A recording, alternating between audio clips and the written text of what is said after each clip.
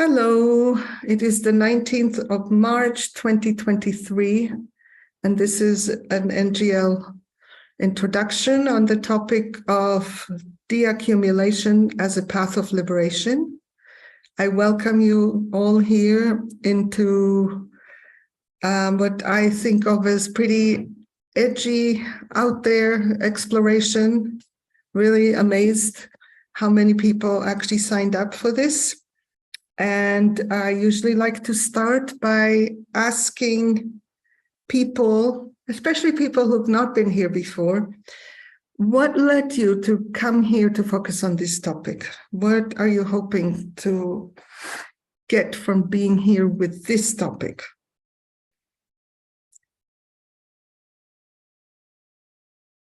I'd like to hear from a couple of people before I start the presentation. It really helps me.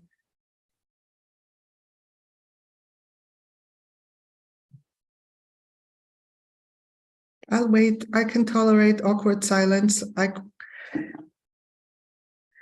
the moment, we're just one screen, so I can see people if you raise your hand physically.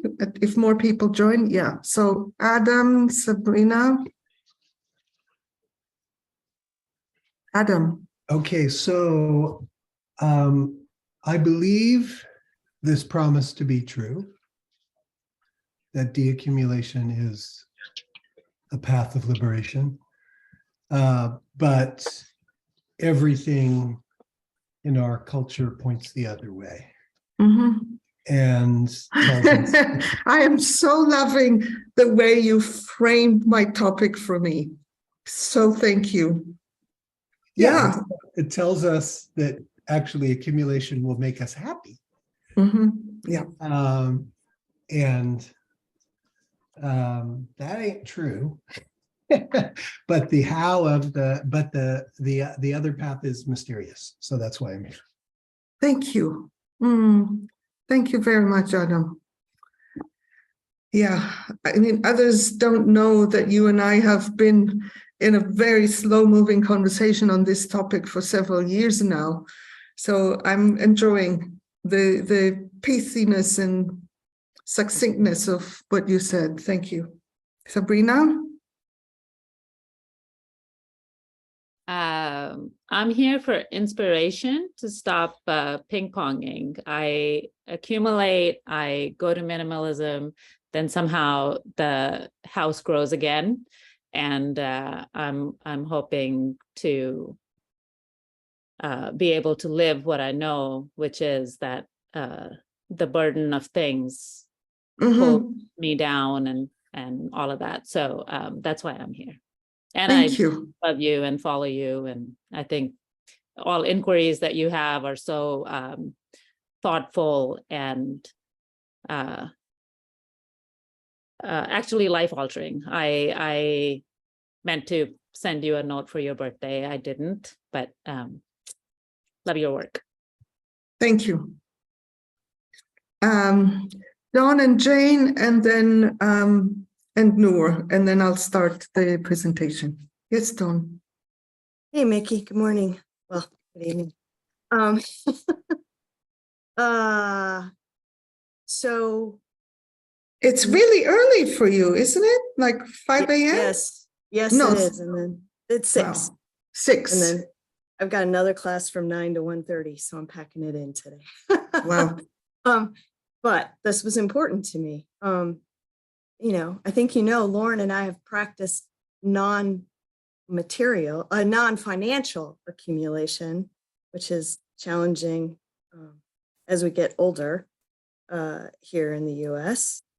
But I do have an ongoing thing with material accumulation, more from the perspective of trying to save the planet through it, right? Like, I mean, you've lived with us, the clutter, and it's all out of, so I'm just also here looking for inspiration of just trusting that there'll be some thread that will help me with, getting free of feeling. Yeah, I just want to say to you and to Sabrina that my focus is on the financial. I'm very happy to receive questions about the clutter things thing. And it wasn't in my plan. Okay. And I don't think it's very far from the Right. financial, but I think it does have different patterns. So we'll Yeah. see. We'll see how well that serves. Thank you. Yeah, thanks. I was trusting I'll get something out of it no matter what. So Thank you. Jane and Noor. Thank you, Mickey. Nice to see you. What I would like to work on is my judgment of other people who accumulate, because I'm pretty good at not accumulating, and I really believe in it. But man, do I have this jackal for people who do, and I want to have more empathy for them and where are they coming from. I know where they're coming from, but it's like I want to teach them and I want to preach to them, and and so yeah, I want to see what I can do about that. Thank you. Thanks. I'm just going to ask people who are very, very well versed in NVC to aim to not use NVC terms that may not be known by people who don't know NVC, such as jackal. Jackal is an animal, a very, part of the entire human ecosystem, not human, part of the entire planetary ecosystem includes jackals. So I just want to remember that. Thank you. Noor? Hello, Mickey. Hold on, let me get my video on because I know you value video. So I'm here for a couple of reasons. One, I've been inspired by your own journey and your own experience with de-accumulation, following some of your stories, and just that spiritual ideal of austerity in certain traditions. I'm not into austerity. Okay, I'm just telling you what I was. Yes. Yeah. And so, in certain stories of like monks I've heard who have, and again, this is less about well, it's kind of financial, but just about possessions. But also, I believe that, and I don't know if I've heard you speak about this, but I believe that simplicity is one of the antidotes to patriarchy. And so, to me, it connects with this topic, and I wanted to, hear what you have to say about it. And I also really liked what I think it was Jane who spoke before, said about releasing judgments of people who do accumulate. I want to support deconditioning, because last thing I will say is you introduced a definition once of efficiency around something about not wasting, And I was very intrigued by that. So I see this as connected to efficiency as well. Thank you. Yeah. Just to say for the moment, in case it doesn't come up in the presentation, that the term that I would think captured what I don't like about austerity and also what ties to simplicity is enoughness, sufficiency, which is exactly what I need, not more and also not less. So that's the golden line. I like that better too. Thank you. I also want to introduce Aurelia, who is going to be doing power and privilege tracking, which is something we've been experimenting with for now close to a year, of where somebody is taking on, noticing and bringing to our attention patterns of interaction, of saying things or whatever, that reinforce or flow within familiar grooves of power and privilege. In this case, because we are just a one-time event, she's only going to track me. When we have ongoing programs, we also track participants, especially if they want to. We don't have that fully developed, so she's only going to pick on me. But also, at least some others, I haven't had Aurelia do the tracking for me. I've had others do it they've also noted things that I have done that counter those patterns. So we're looking at it both ways. One of the ways that I try to counter patterns of power and privilege is that I call on people, I invite people to speak if they are habituated, especially based on social location, to not speak very much and not bring themselves in. And those who are habituated to speak and take up space, which I'm not against taking up space, I am just inviting those of us. I'm one of those people. I've always, since I was a small child, it was easy for me to speak. Those of us who are habituated to speaking, I want to invite us to practice the art of proactively being receptive to what others say, to take it in, to listen, to learn from it, to think about it, to engage with it, not just to engage through active speaking. Okay, so with that, I'm going to start now the presentation. Nikki, Yeah. I just want to know if you would be willing to let Aurelia say a few words so that when she speaks, it's not the first time. I am willing. That it wasn't something that she requested. So if she wants to, that's fine with me. No, so people know who she is. Yeah. Aurelia, would you like to say anything?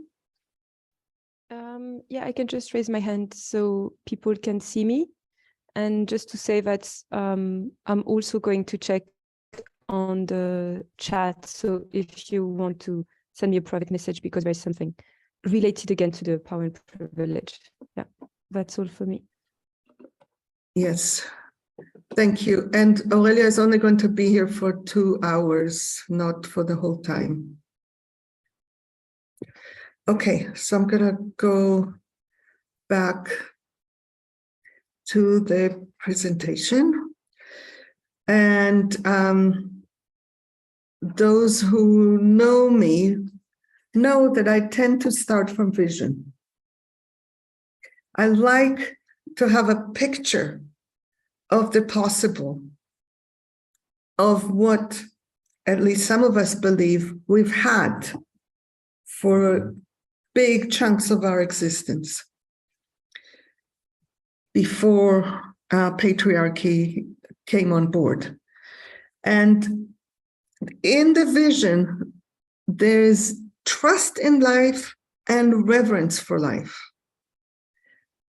That includes the piece that I mentioned to Noor.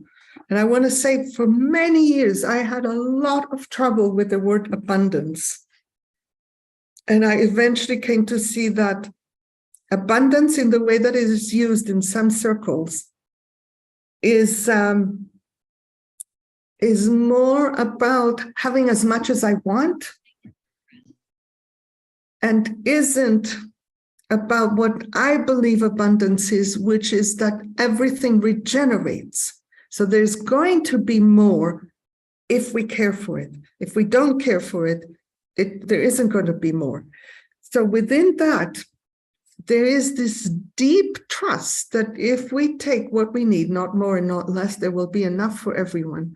And multitudes of human societies lived in this way, in sustainable subsistence capacity. And if anybody had any reaction to the notion of subsistence, seeing it as less than the developed, that's conditioning that we've had. We may come back to it later or not, depending on whether people want to. Reverence for life includes within it knowledge of our finitude, knowledge of decay, knowledge of death, knowledge of killing. We live in a closed system. We cannot forever live. We cannot forever do well. There are cycles, and the knowledge of cycles and the non-linearity of things is part of what is in the vision of how humans can live with life. And I will do one more slide. I forgot to say, I generally do 1 or 2 slides and then I come back for conversation. So we go back and forth. I like to keep it interactive. So the second part of vision, nope, is jumped. Oh, it skipped. This was the first part. And what I did was the second part. I don't know how it skipped. Okay, these are 2 things that came to me in describing the flow of life. One is that life cares for all that lives through an endless interdependent flow of energy and resources.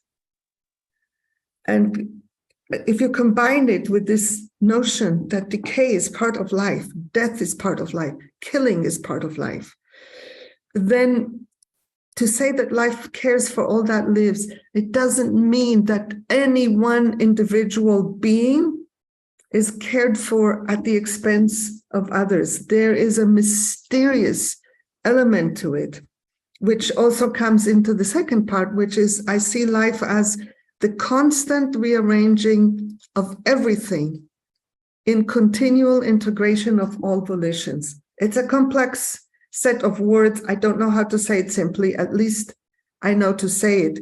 This came to me on a walk one day with a friend who said, "What do you think life is?" And I looked at her like, "You've got to be kidding. Who is asking some other person this kind of question and expecting an answer?" And then an answer came. And what I'm understanding from this is, for example, for the lion to live, a zebra must die. How does it get orchestrated? Which zebra and how is not a simple thing. And there are those who believe that there's a subtle process of selecting who it's going to be each time. I don't know. I'm just finding it absolutely fascinating. So these are the 2 slides in the reverse order about vision and the flow of life. And I'm back here to see if anyone has any comments or questions that arise from pondering, imagining this vision, this way of living. Any comments, questions?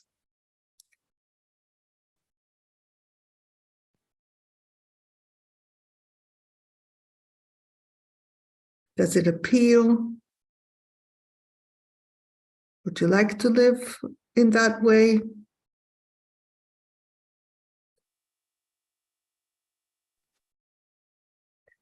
I really, really, really want interaction. Judith, thank you.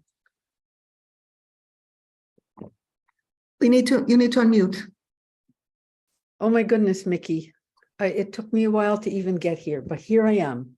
And this vision for me is so uplifting, and so it just makes my heart sing.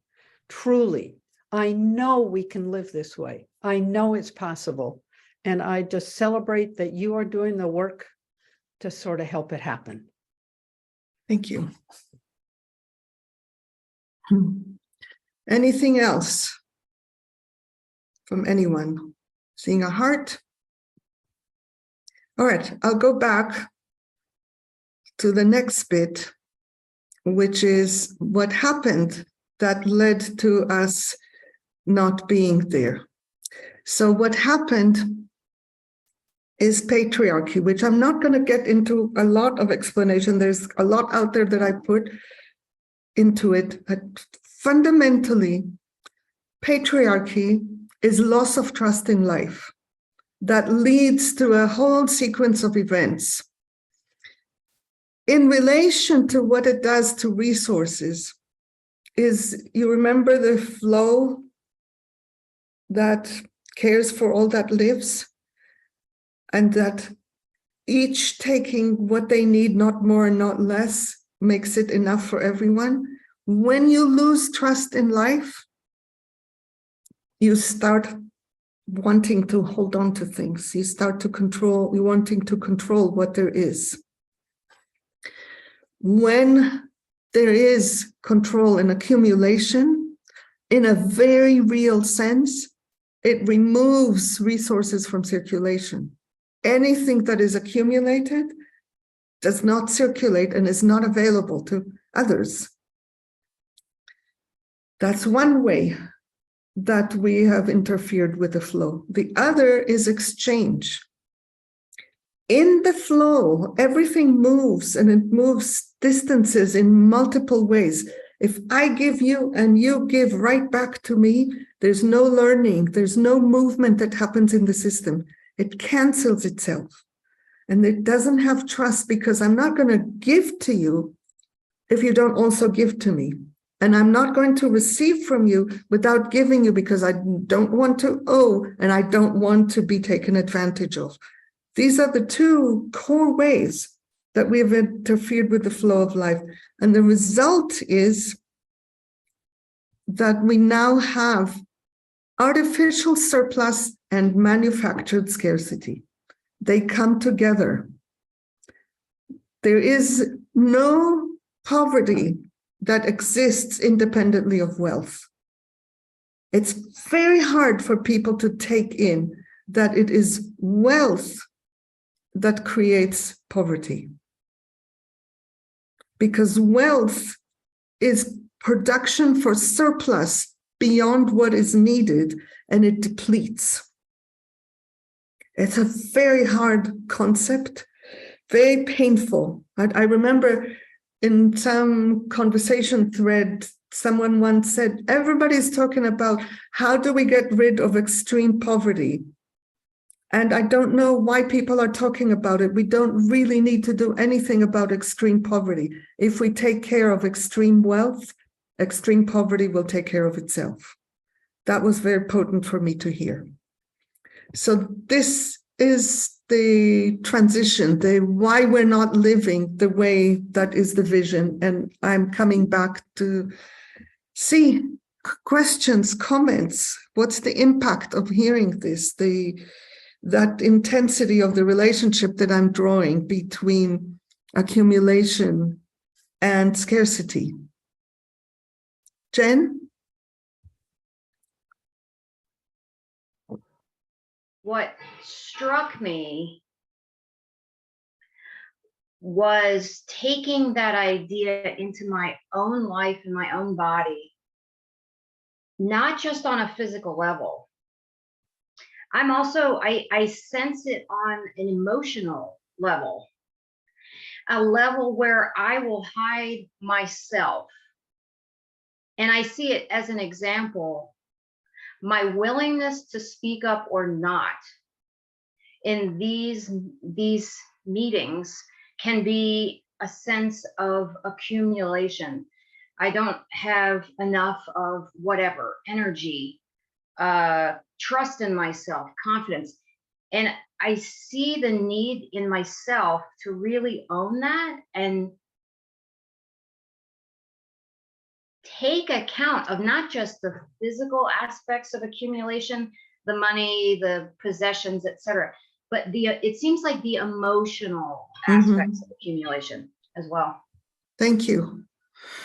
Yeah, I think that there's a lot of scarcity on the relational plane that we live out. And I totally believe that it's entirely related to losing trust in life. Yeah.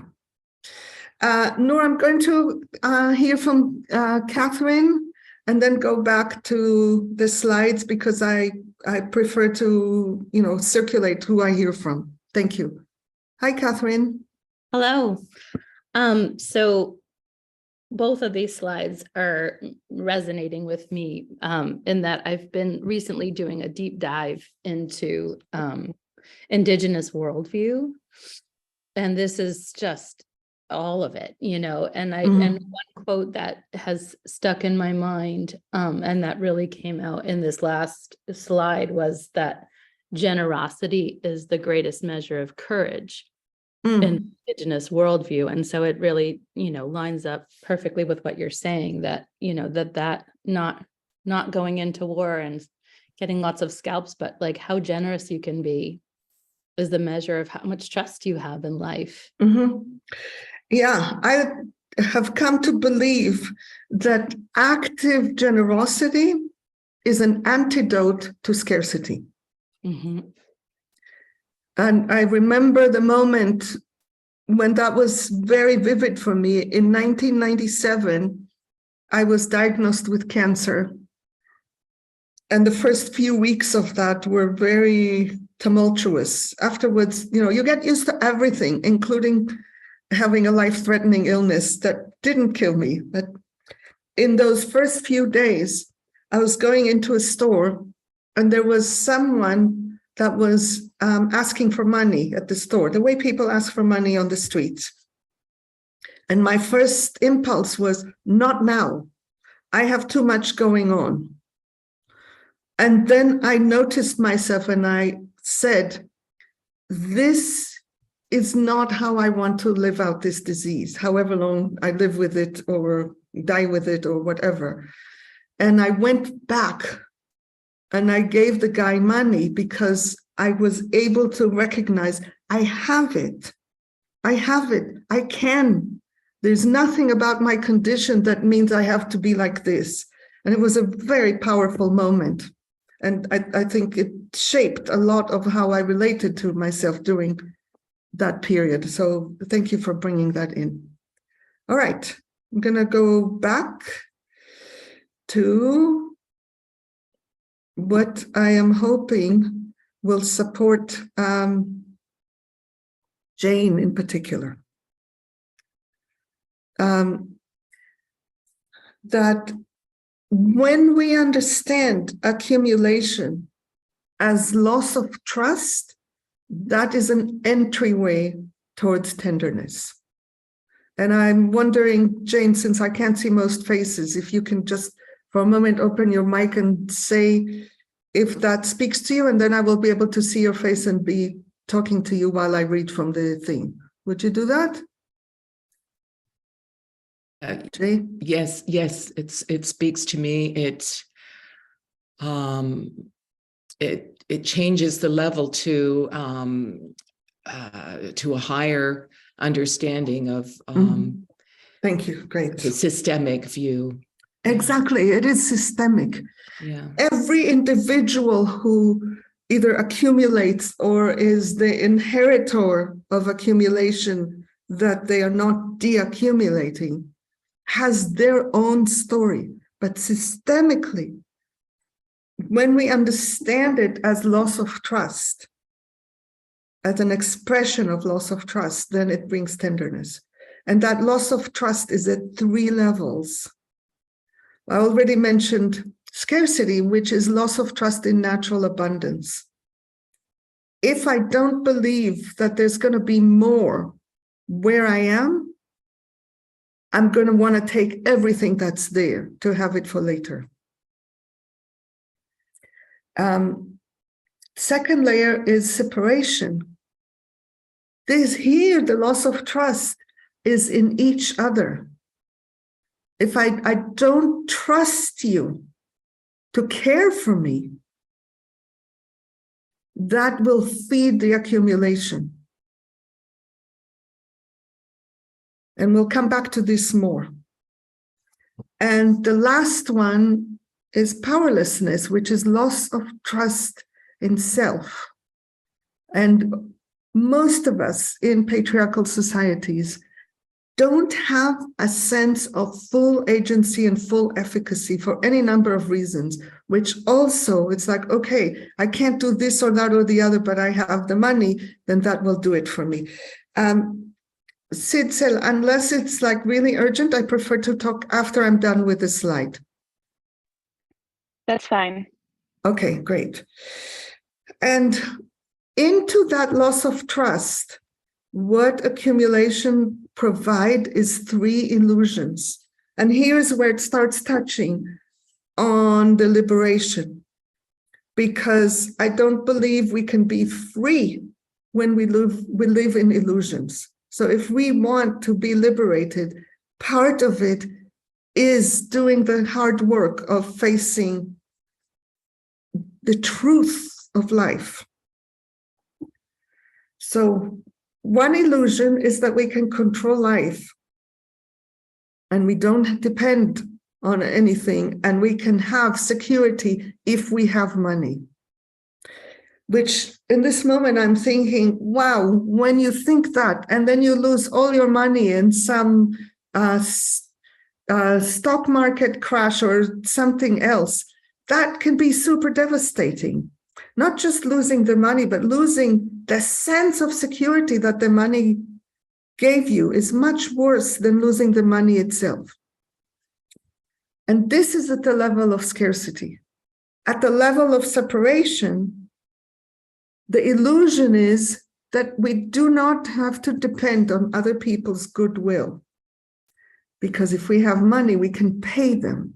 And then we don't need them to actually care, which creates a very barren world, one piece of which is, I never know if I have lots of money, I never know if anybody really likes me, really cares about me, really is interested in what I say, or they do it because I have money.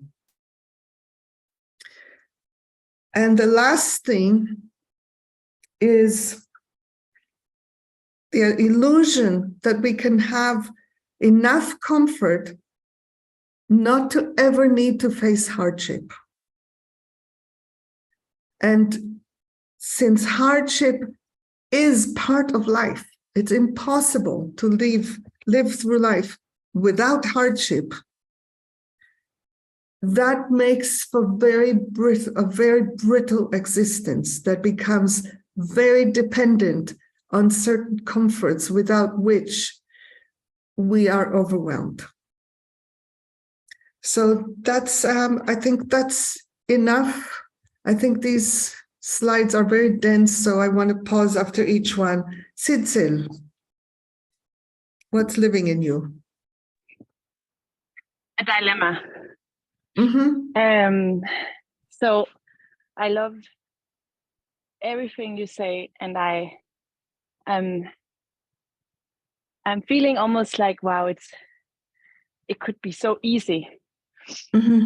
And at the same time, like, I live with a dilemma daily where I just don't know how to make sense of this that you say, because like, it's basically the example with living with my partner. So I would say he is a person who gives much more than me. And he also uses a lot more. And I feel like he's not as aware of resources as I am in many, food waste, this kind of stuff. And I don't know how to combine this flow of just being, very,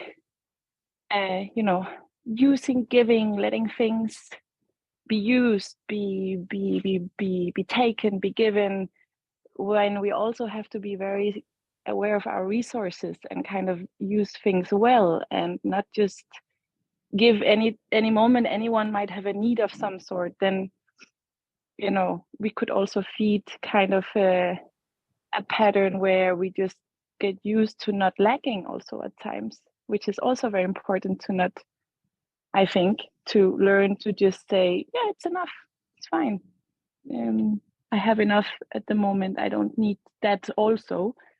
And his voice would be the one who says, sure, let's also have that, let's also get this. And so this is hard to combine. There is no specific answer that I can give you, other than it's a process of coming together to hold the dilemma. So it doesn't live only in you. So it also lives in him, even if he disagrees with you. For both of you to be able to hold both of what you both see and think and what matters to both of you. And then from that, create a path that integrates. Then you move together. Right at the moment, you are slightly at odds with each other. Mm-hmm. So that's one piece. The other piece is the question of capacity that I don't know if we will get much to that today, but I don't want to give beyond my capacity to give. And it's a big challenge for people like me, and I know I'm not the only one, of where my capacity to give is much higher than other people's capacity to give, and it creates some tension in the field. If I give more than I can, then I don't have resilience for the times when others don't give to me. Do you see what I mean? So we really need to be aware of our actual capacity.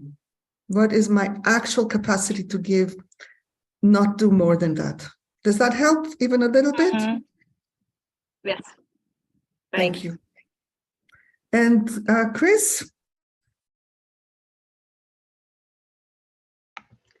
Hi, thank you so much for hosting this. This is my first time joining in, so I do appreciate it.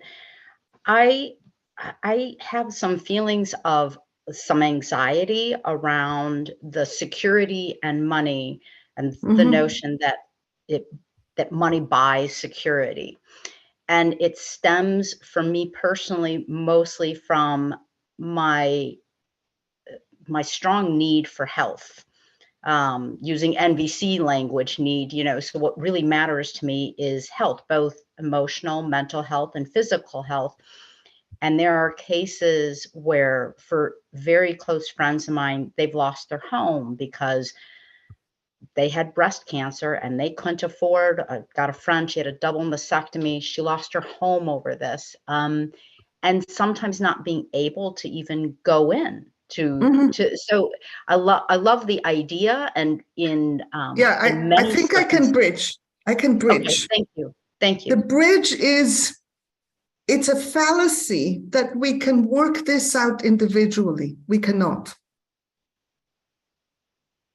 When for any of us to function in this way as an individual, when no one else around us does it, or very few people around us do it, that will be precarious. Yeah. And I will tell you a story. A friend of mine who is a midwife, and she once had a Mennonite woman and her husband. So for those who don't know, who are from outside the US, the Mennonites is a very small group of people. It's a particular Christian group that have been keeping practices from several hundred years ago. And in particular, there's a deep communal ethos within the Mennonites. And the birth became complicated. They needed to go to the hospital. And as they were contemplating going to the hospital, she discovered they don't have health insurance. And she said, oh my God, what are you going to do? This is going to be dozens of thousands of dollars to do what you need to do. And they said, we're not worried at all about it. And when she inquired into it, the reason they're not worried is because no one in the Mennonite community has health insurance. The community is their health insurance. So whenever there's any kind of like a big medical bill, they negotiate with the hospitals, bring it down to what the community can afford and pay it, regardless of who it is. This is much closer to the vision than an individual living. It's like, well, whatever, I don't care. So it comes back to the question of capacity. And the answer to all of it is build community, build community, build community, build community. It's not possible to do any of these things all the way as an individual, but we can take steps. Does this settle the anxiety for you? I see it. And at the same time, like where I live, there's one privatized capitalistic driven hospital anywhere nearby. And honestly, I do feel for big things, we're screwed until or unless that changes. And that's where I tend to put my effort, is in a really big picture, because I see it as Yes. capitalism and privatization is killing us, literally. And that,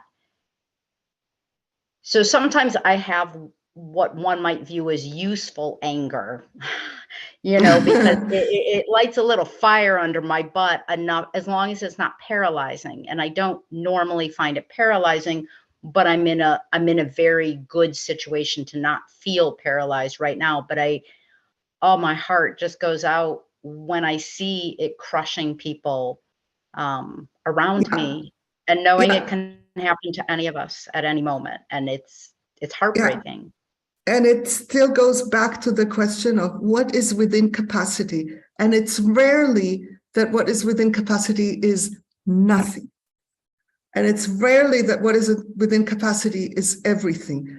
Almost invariably, there is a step that we can take that is within capacity and is meaningful. That is what I'm wanting all of us to do based on these ideas. Thank you. Thank you. Appreciate it. Hane? Yes, hi. Okay, I'm Hane. So you were telling the story about the Mennonite community and the health issue. So my brother right now has cancer. And he's at Sloan Kettering.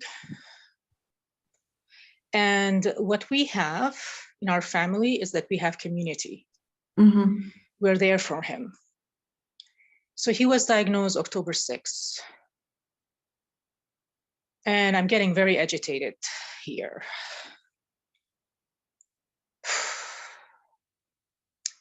When he was diagnosed with ocular lymphoma, he was referred to Sloan Kettering because it's rare, and that's the place to go. When you went to Sloan Kettering, they told us, we called them that same day on Thursday, October 6th, asking, when can we see the oncologist? And the finance department told us it depends on his health insurance.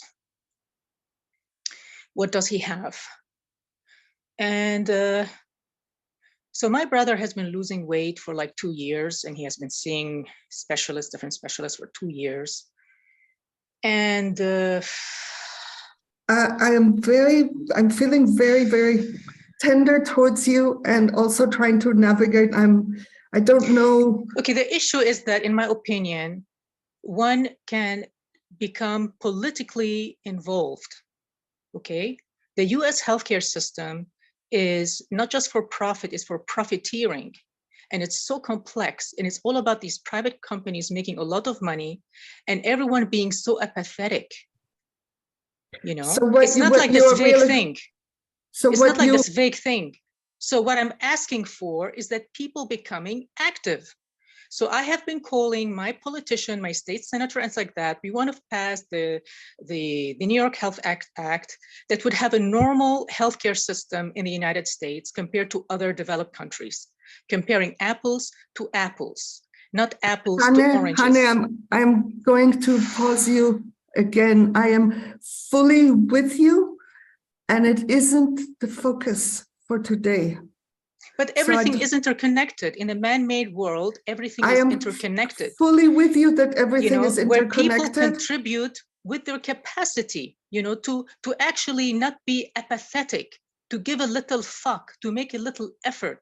Because when I joined groups, and we did a lobby group last week, we called our senators, there were very few people. Hane, I'm still going to pause you. I want everything that you want. This today isn't the platform for that. It just isn't. I'm eager for you to have what you're longing for. I want those changes to happen. And we're not looking at the politics of things today. That's what people always say. We're not going to look at the politics. It's systemic. And it know targets, it's systemic.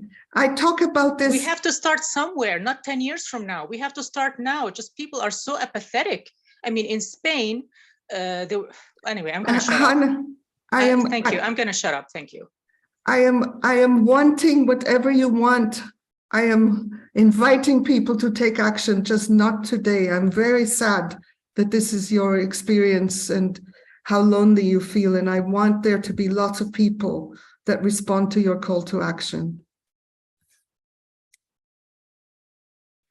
I'm going to take a breath, because I think the dilemma of where we put our energy and how much we put energy into trying to create change at the systemic level, to change this policy or that policy, how much we put change at trying to create community, how much we put, not change, energy into trying to create community, and how much we put energy into trying to shift consciousness and align it with vision.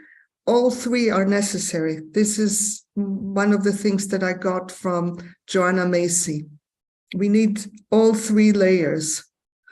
And here today, I am looking at individual action that can align with vision. So I'm very sad that this is likely having impacts on Hane, and I don't really know what else to do, because that is the focus and the purpose for today. So I'm going to take a few breaths and then go back to the slides.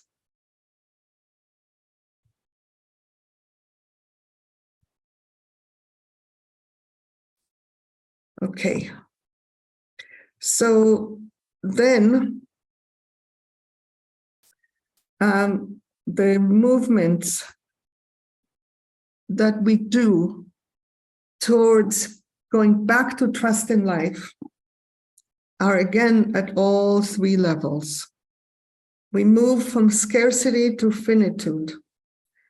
And this is finding needs and looking for what is enoughness in relation to our actual needs. We move from separation to interdependence by seeding generosity that feeds, that creates the webs, because if we seed generosity, it starts flowing around. I've seen that enough times to know that it isn't actually magic or coincidence. It is a weaving of togetherness. And we move from powerlessness to surrender. Surrender is a way to trust in life. And we accept the inherent vulnerability that is there in life. And within that, we can find freedom. I had a very potent moment 3 years ago. I was in a car going from point A to point B, and there was a patch of grass on the side of the road, and there were two ravens there. And they were just standing there on the grass, and suddenly I viscerally got how free they were. They were completely free, and any moment they could be killed. And that freedom and the any moment they could be killed were related to each other. It's the willingness to accept vulnerability. It's not conscious in them. It just happens. And those are the movements that I want to nourish today. Those are the movements towards liberation, to find enoughness, to create togetherness, and to find freedom through vulnerability. I think I will pause here and go back to our conversation. Anything that is alive in anyone that you would like to bring forward in relation to these three moves?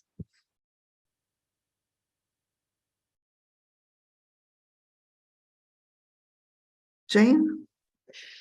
Yeah, I would like you to, I think I heard you say when we see generosity, something about seeing it and noticing it. Seed. Seed. SEED. Okay, okay. Thank you. That makes more sense suddenly. Yes? Okay. Anything else?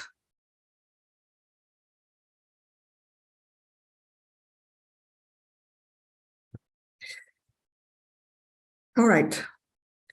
Now we're going to get to questions of specifically de-accumulation. This is a general kind of like creating the conceptual foundation. And now we're going to look at de-accumulation. And the starting point is the move from philanthropy to de-accumulation. What does it actually mean? And it's very intensive. Oops. I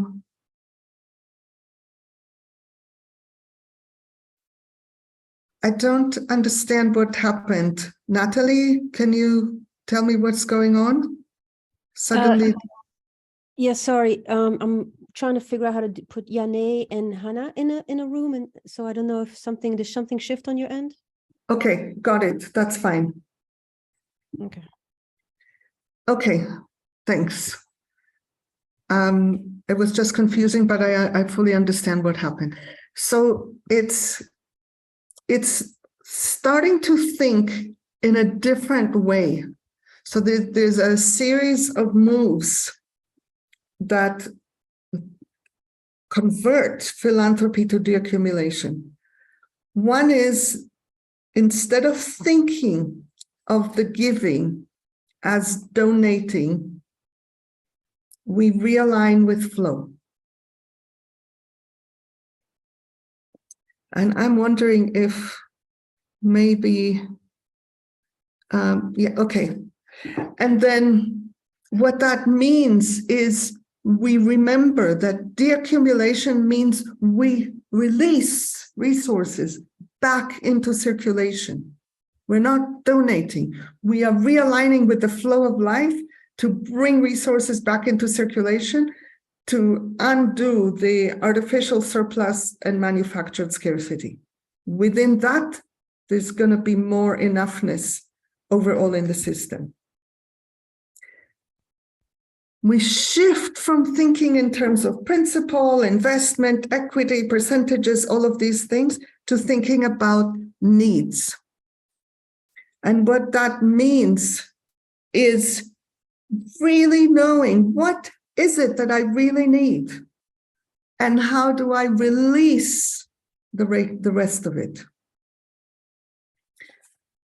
Because most philanthropy retains the wealth. It's designed to give away only that which can keep me wealthy. And what de-accumulation is, actual redistribution. I'm actually lowering my own access to resources, bringing it closer and closer to what are my actual needs. And that means releasing control and moving into surrender. Releasing the control that is the source of those three illusions. I want to control resources so that I can have security, I can have comfort, I can have, whatever things I need from others will come to me. Releasing it, surrendering to the finitude of life. I am actually dependent on other people. I am not self-sufficient. This is hefty. And then the question is, why would anybody want to do that? Why would anybody want to do that? Here is why.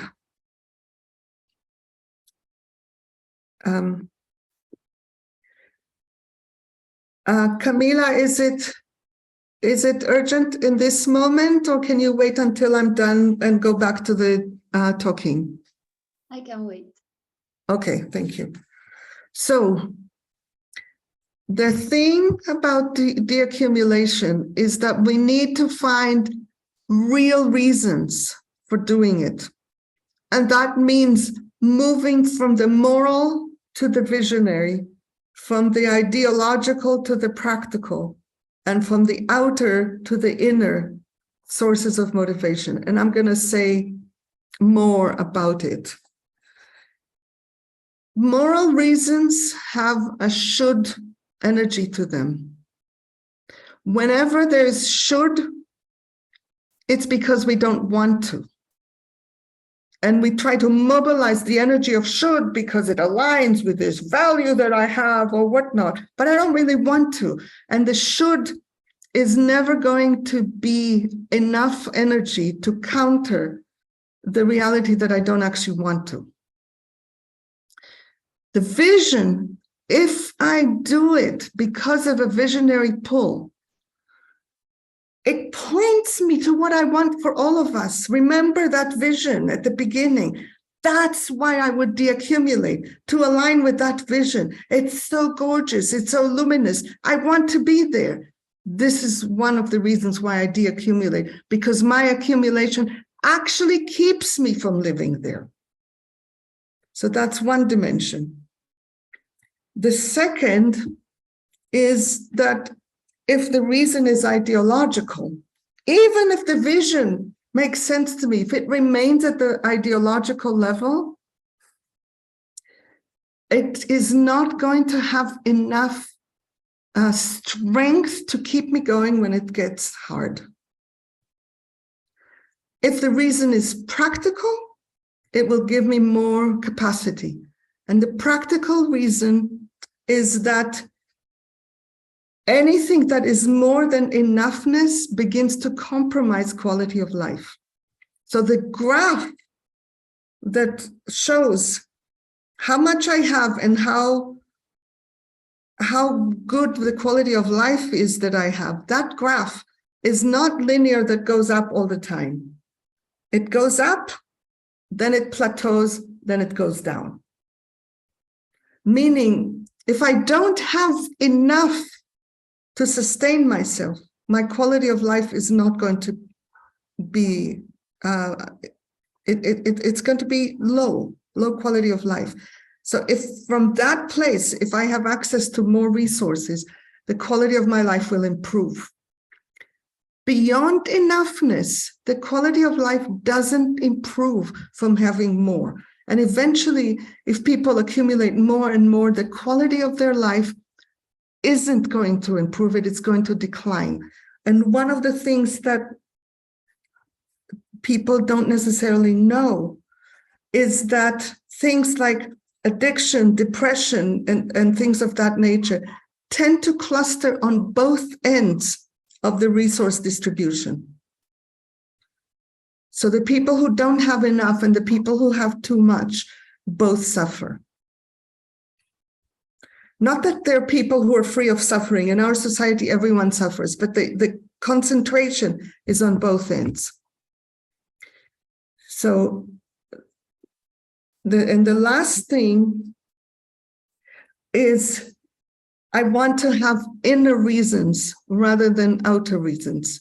If I have outer reasons, whatever they are, the extrinsic rewards doesn't create a true shift within me and will be very difficult to sustain.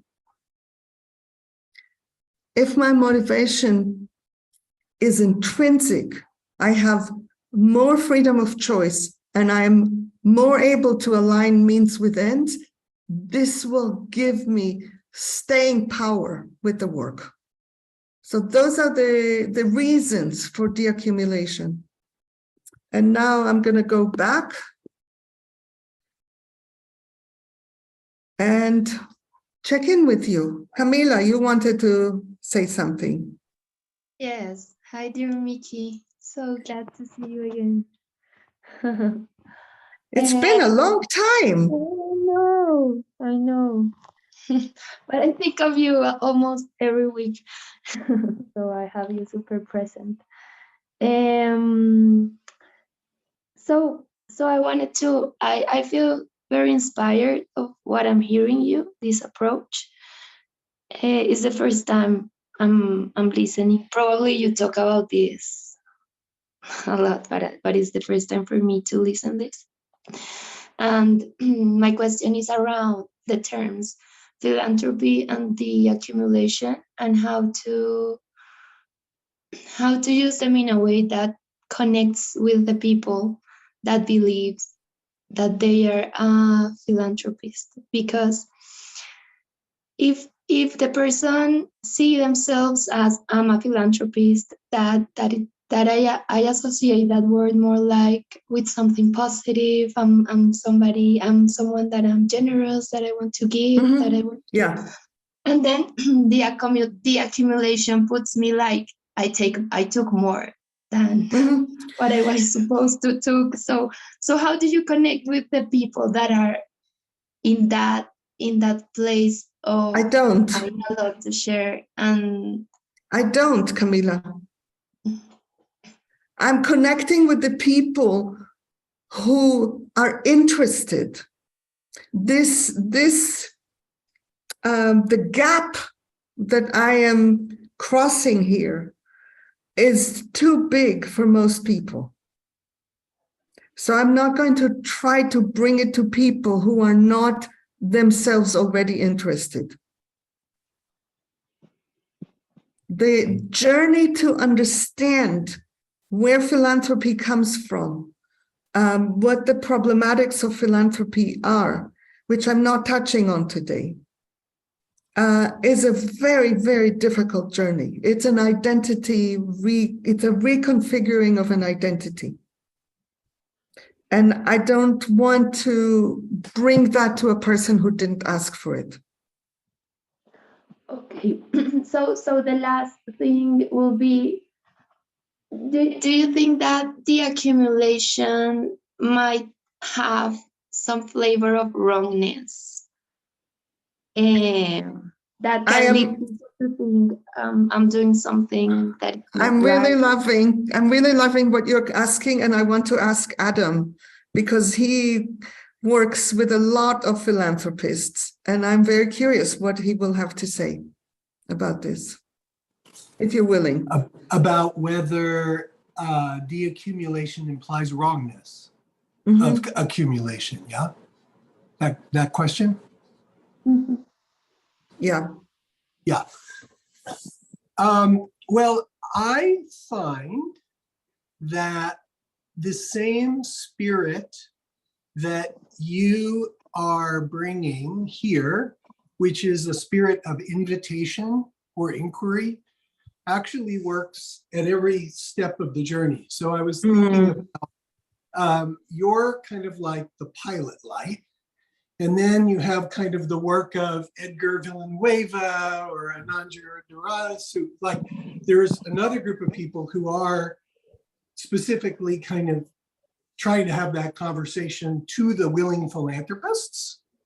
And then maybe that, I don't know if that it goes farther than that, but even among wealthy people, with whom I work, if you go in the should door, if you should on people, you get nowhere. And so I think there is, it always has to be accompanied by the spirit, the energy of invitation and exploration and so forth, and not, if you imply wrongness, then you immediately get defensiveness and then you get nowhere. Yeah, thank you. And I think one thing that I want to add to it, Camila, is it also depends on how you hold it within yourself. If you hold it as, like, I wouldn't, for example, I wouldn't recommend that Jane be the one to go talk to philanthropists, because by her own admission, she's carrying a lot of judgment, and the judgment will leak. So it's a real question of assessment. Am I the right person to do this? And if not, what's the smallest step that I can take? Always, what is the smallest step? Does that help in any way, Camila? Yes, how do you hold it inside of you, Miki, to not see accumulation as something wrong? How do you translate it? I don't translate it because I don't see it as wrong to begin with, to need to translate it. I just, first of all, the systemic lens really helps. The historical lens really helps because I see it as tragic, not as wrong, as tragic.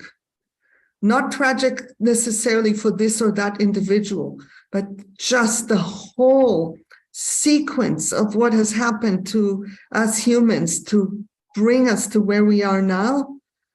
That is total wrenching heartbreak. The wrongness doesn't come in it. That's one thing.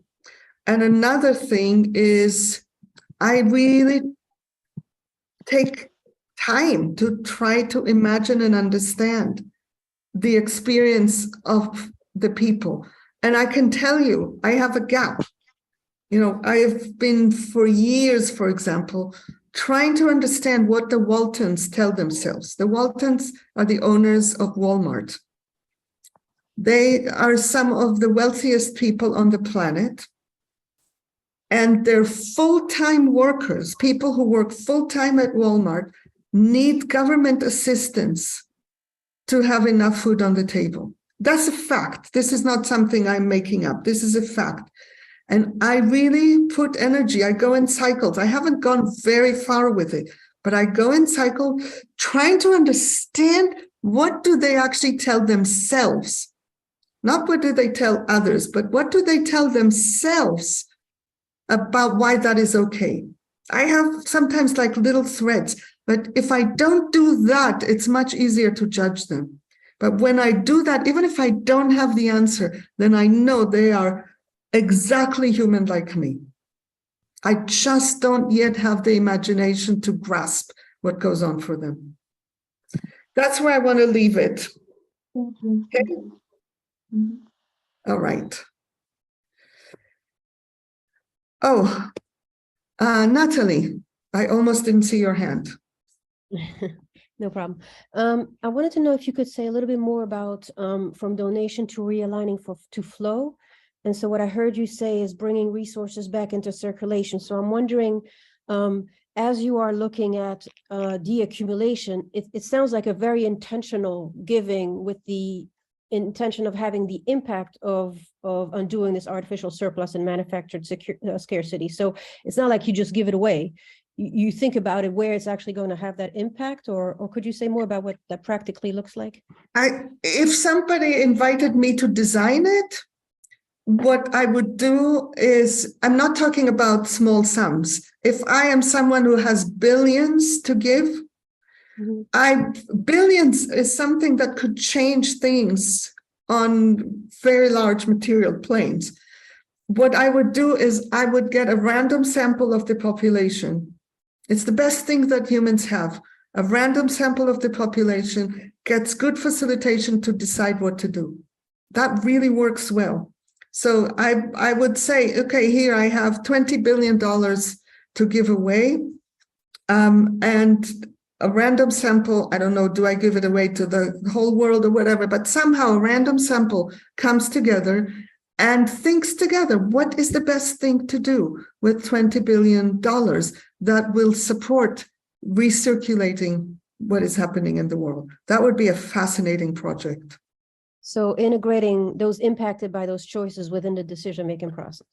Totally. Got it. Thank you. Mm-hmm. All right. Back to what comes next. And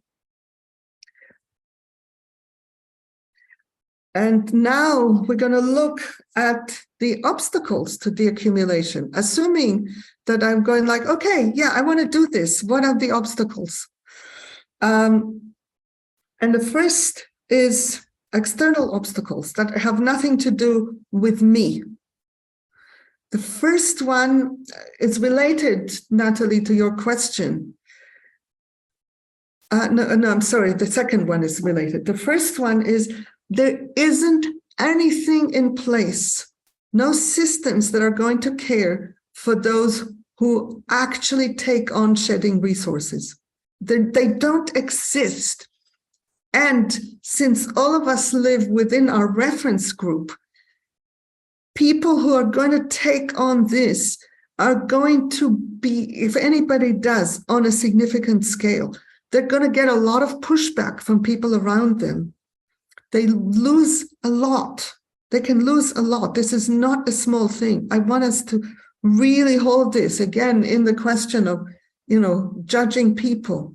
This is what it would cost, even on the small scale, tiny, tiny, tiny scale, that those of us who walk away from the system as it is function.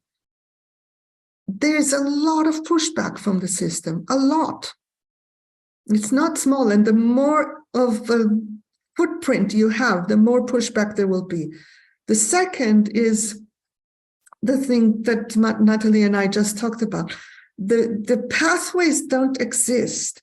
It's not like there is some place that is the life recirculation hub, and you go there and you put your dollars there and you're done. The pathways don't exist. We need to create them. It's all too easy for money given away to be reabsorbed into the system and change nothing. So those are the external obstacles. And now I'm going to look at the internal challenges, which is, I put a question mark at the end because I don't know, I can't, since I've never been in this position, I only have what I have learned from the outside. So I'm leaving a question mark because there may be others. I definitely know that there's a lot of fear about not having the money. There's beliefs about scarcity. It's incredibly disorienting to be used to living a certain way of life and then move to another. On a tiny scale, I'm experiencing that now. I am right now for the year, the pod that I'm part of and we're living in Turkey, which is outside the global north. And it is astonishing how many things that we were completely habituated to don't exist here. We don't have access to any number of things that we are totally habituated to. And it's not threatening our survival or anything. It's fascinating and interesting. It's part of why, a small part of why we came here was we welcomed the opportunity to be outside of the global north and to experience it. And Turkey isn't quite full-blown global south. It's one of the so-called semi-periphery countries. But still, it's amazing and it's disorienting and it's useful to learn. Second, the risk of losing friendships, families, colleagues who are committed to the system as it is and who will think that I am a fool. The third is the comfort. It is very comfortable to be comfortable. It's a funny thing to say, but it is. Even if it doesn't give meaning, even if it doesn't give connection, even if it doesn't give true freedom, it certainly gives a lot of comfort and the illusion of freedom. Nothing easy to let go of. So I am now going to go back and ask and see if there is anything, and then take us into breakout. So Natalie, if you can create breakouts of 3, not yet open them, but just create them. And I would say, I want to remind, I think that Margareta and Marilise know this, so they already did it. If you don't want to be in a breakout group, put the equal sign in front of your name, and then Natalie won't put you in a breakout group. Okay, I need about 5 minutes. That's perfect. Okay, so even though I don't know if there are any people here who have access to significant wealth, that may or may not be the case. But regardless, I would say that all of us here have access to resources that is substantially more than the majority of the people on the planet. Because the majority of the people on the planet are not going to be here on these calls. So it's not like it's, oh, those other people. It's also us. So from wherever each of us is, let's think, did I cover all the internal challenges, or do you have others that we haven't covered in terms of what would happen, what would be in your way of de-accumulating? I'm going to wait for a second to see if there are other people who haven't spoken yet, because I try to distribute who speaks.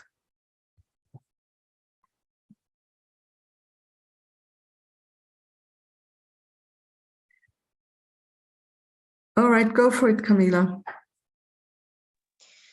I was thinking maybe to think that you are going to lose capacity to influence the making decision process if you don't have any more access to those resources. Nice one. Yeah, I'm going to take note of this to think about it and where to integrate it. I'm really appreciating it. Because if I have more financial resources, people listen more to me and I can have more influence. Yeah. So.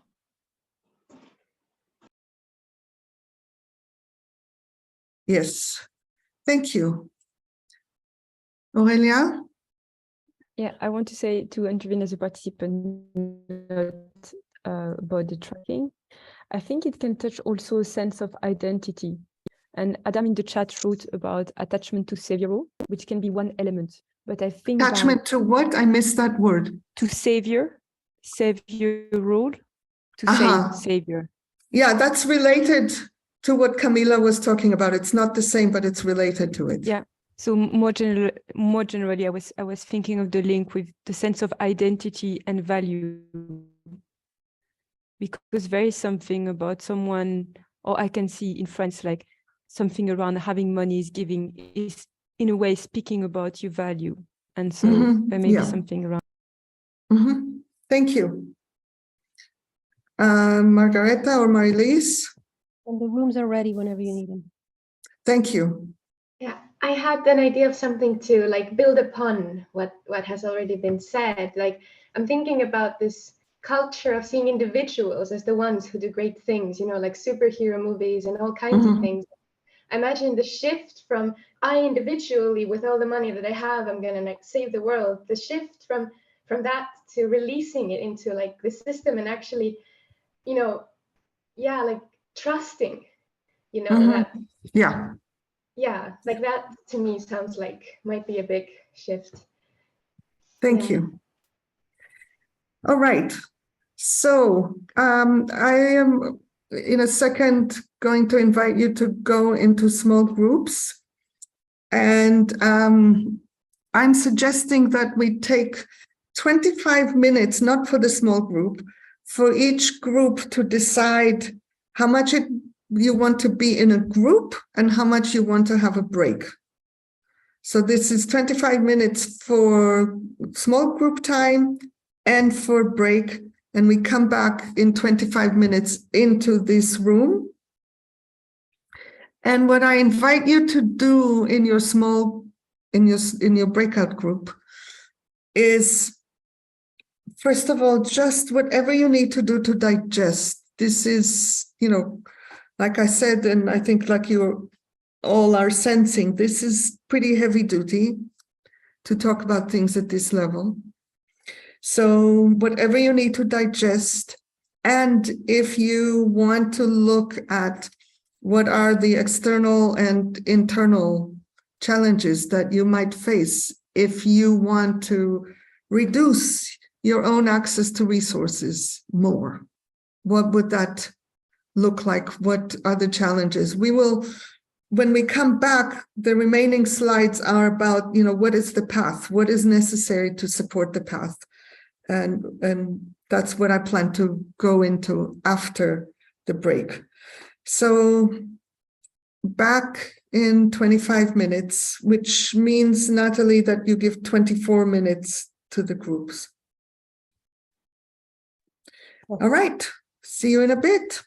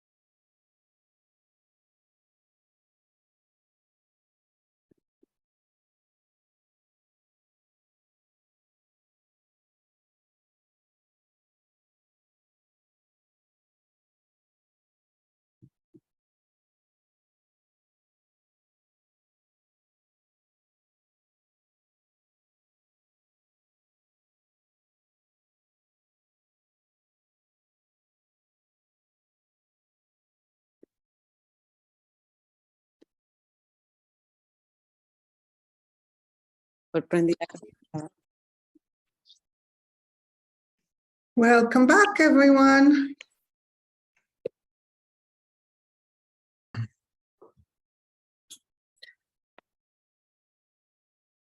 So, is there anything that anybody would like to share from what arose in your group before we turn to the final set of slides?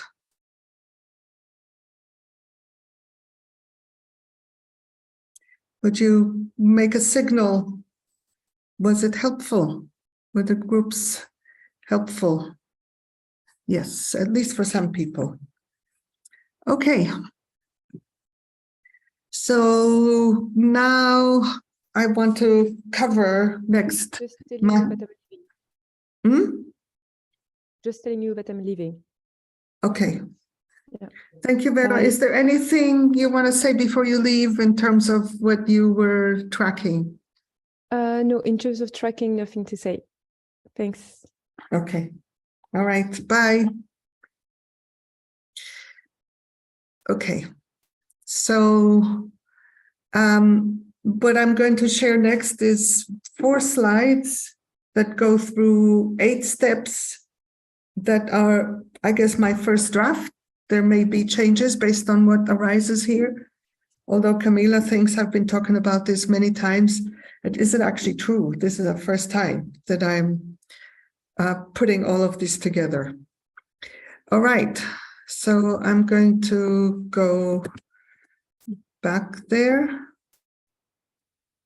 Okay, so there are 4 slides with 8 steps.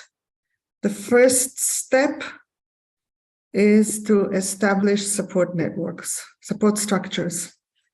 You can already see, without even doing anything, how demanding this process can be.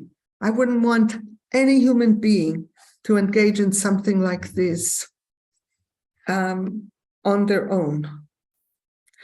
So if anybody is actually thinking of doing this, I would invite you to consider 2 different kinds of support structures. One is being with people who are like you on the path of shedding. And you can, gain support from each other by comparing notes, offering support. And one is being with others who are not part of the same path, because it is often the case that when we are all in the same experience, it's harder to see from the outside and offer reflection and mirroring and all of these things. So I would also suggest, if you're considering this, to engage with people who are in a different place in their life, so that you can have the holding from outside that isn't within the challenge. Step 2 is quantifying all your needs. Any need that, in order to attend to it, there needs to be material resources that you need to get for it. This is one that is to quantify. And unlike any number of other systems, I would never let anyone else decide for you what is an okay need and what is not an okay need. I would want it to be only coming from within, based on your own intuition, your own inner clarity. I don't want anyone to have to justify what their needs are. I think anytime we get into that, it essentially becomes an imposition and is fraught and is not going to be sustainable. It's going to be forced. There will be autonomy reactions, all of that. Gentle, gentle, gentle, gentle, gentle. Not harsh. A lot of tenderness This is a difficult journey, and really knowing what the needs are, that is key to this step. And I'll do the next one. And that is to begin to wonder with yourself, what is really a need and what isn't? How do we discover what is enoughness? Again, nobody can tell you. My general belief is that when we allow ourselves the truth of what we need and give it to ourselves, we can relax the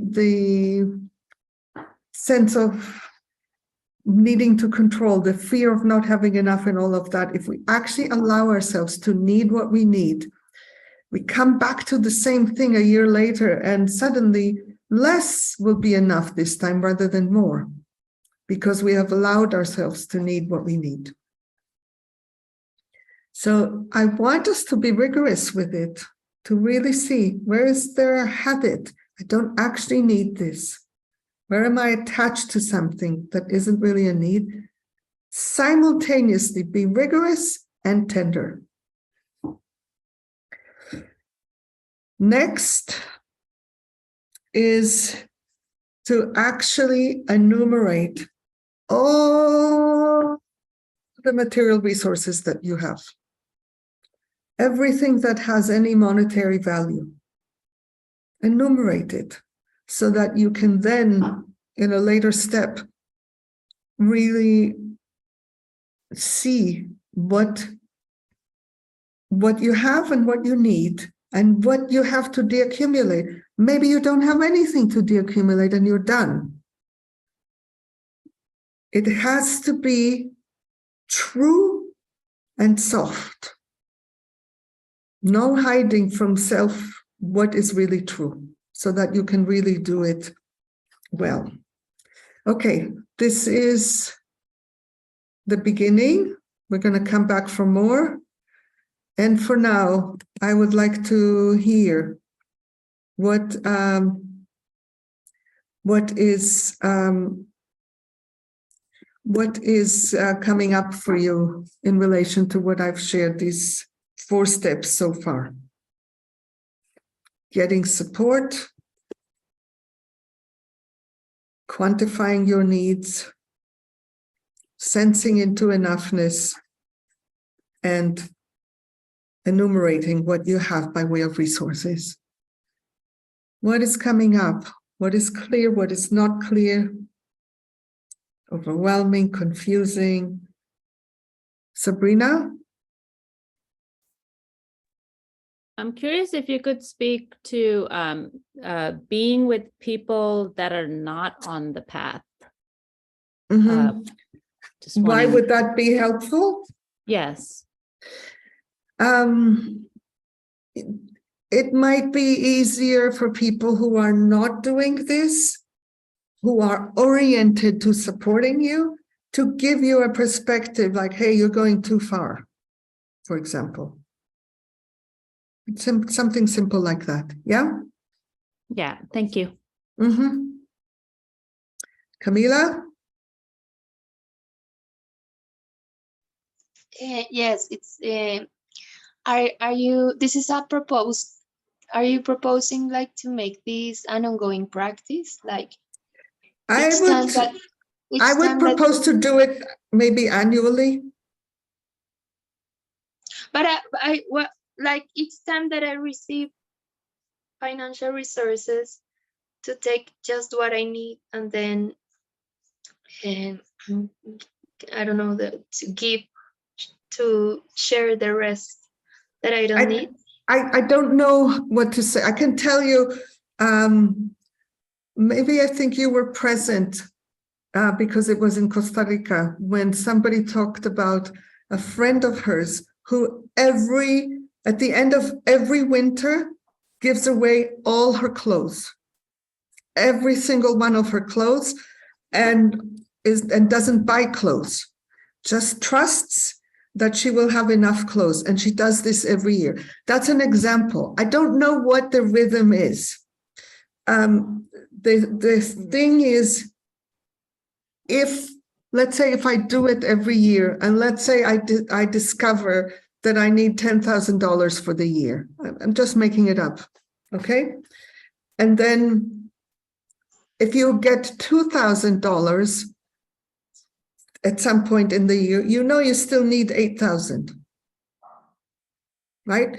If you get $12,000 at some point, you know you have $2,000 more than you estimated you would need for the year. And then is it in your rhythm to give it each time you receive it, or is it in your rhythm to put it aside somewhere and give it all at the end of the year? I don't know. I don't think that matters. The key is to match what you need with what you have, and then know you actually need to generate more, or you have more than you need. It's time to give it away. Okay. Does that clarify? Yes. Yeah, thank you. And there's a difference between income and assets.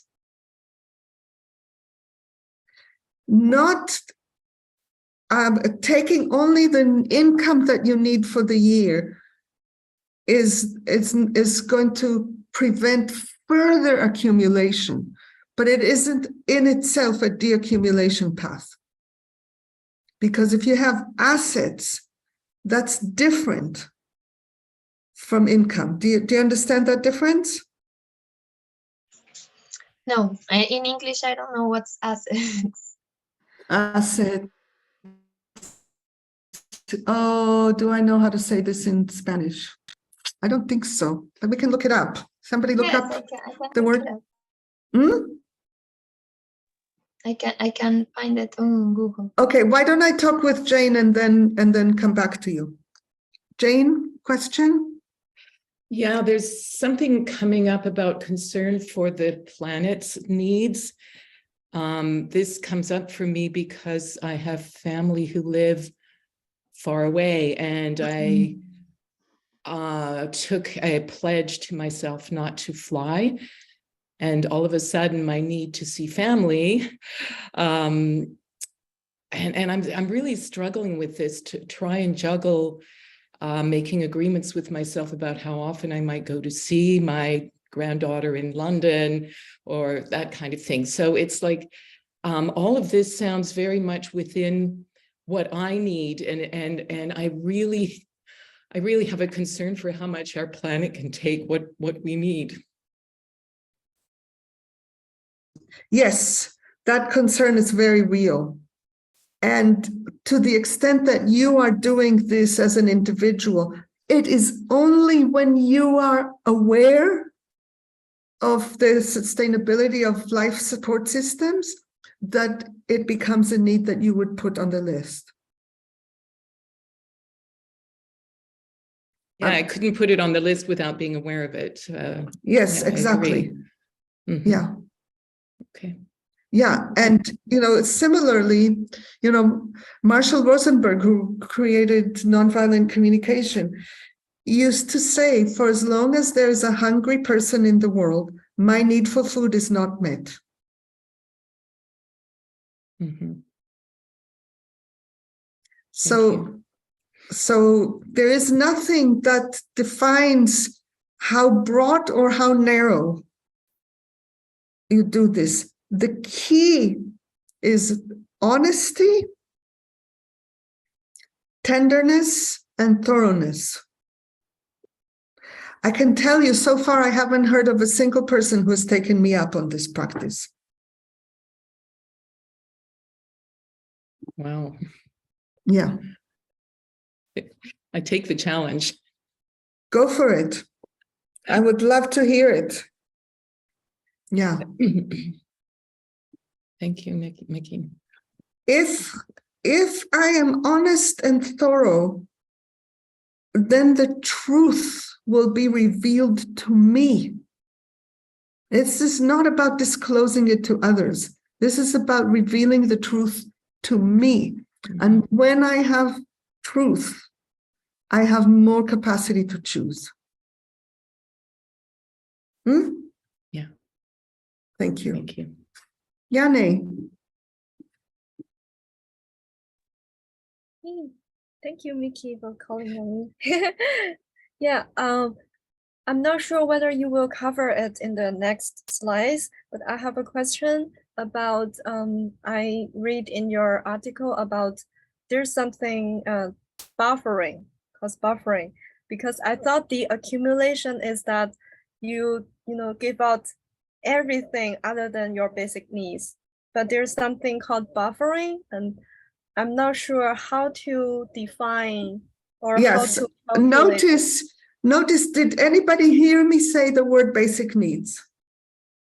No.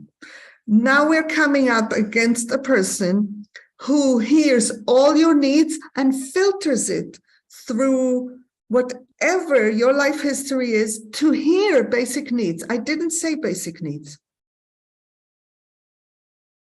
You heard it. I am saying all your needs. You define it. If buffer is a need for you, then it goes on the list. If it isn't a need for you, then it doesn't. It is not going to be the same for any two people. So it all depends how this individual define. Individual or family or pod or whoever is doing this.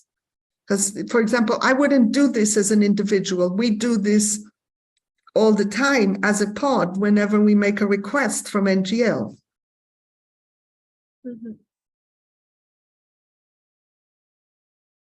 Okay, so it's more related to what's your comfortable level, or how, yeah. I'm going to give it to you, Yane. There's no way that somebody from the outside can give you the rule that you're going to use to decide. I don't want to save you from having to decide for yourself what is actually a need and what isn't.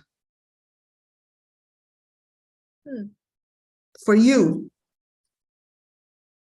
Yeah. Okay. You know, one of the reasons that I believe the communist regimes failed is that they decided for people what their needs are. The principle was oriented to needs. And there are certain things that as a result were happening, more access to education, more access to basic health and people, except for the famines that happened. But in ordinary life, people had food. They knew they would have food and shelter and health and education. That was there. But actually knowing what people need is not anything that can be decided by someone else. Any system of the future has this requirement that individuals define their own needs. Individuals or groups or whoever define their own needs. Now, that doesn't mean that there is going to be exactly enough for everybody what they say their needs are.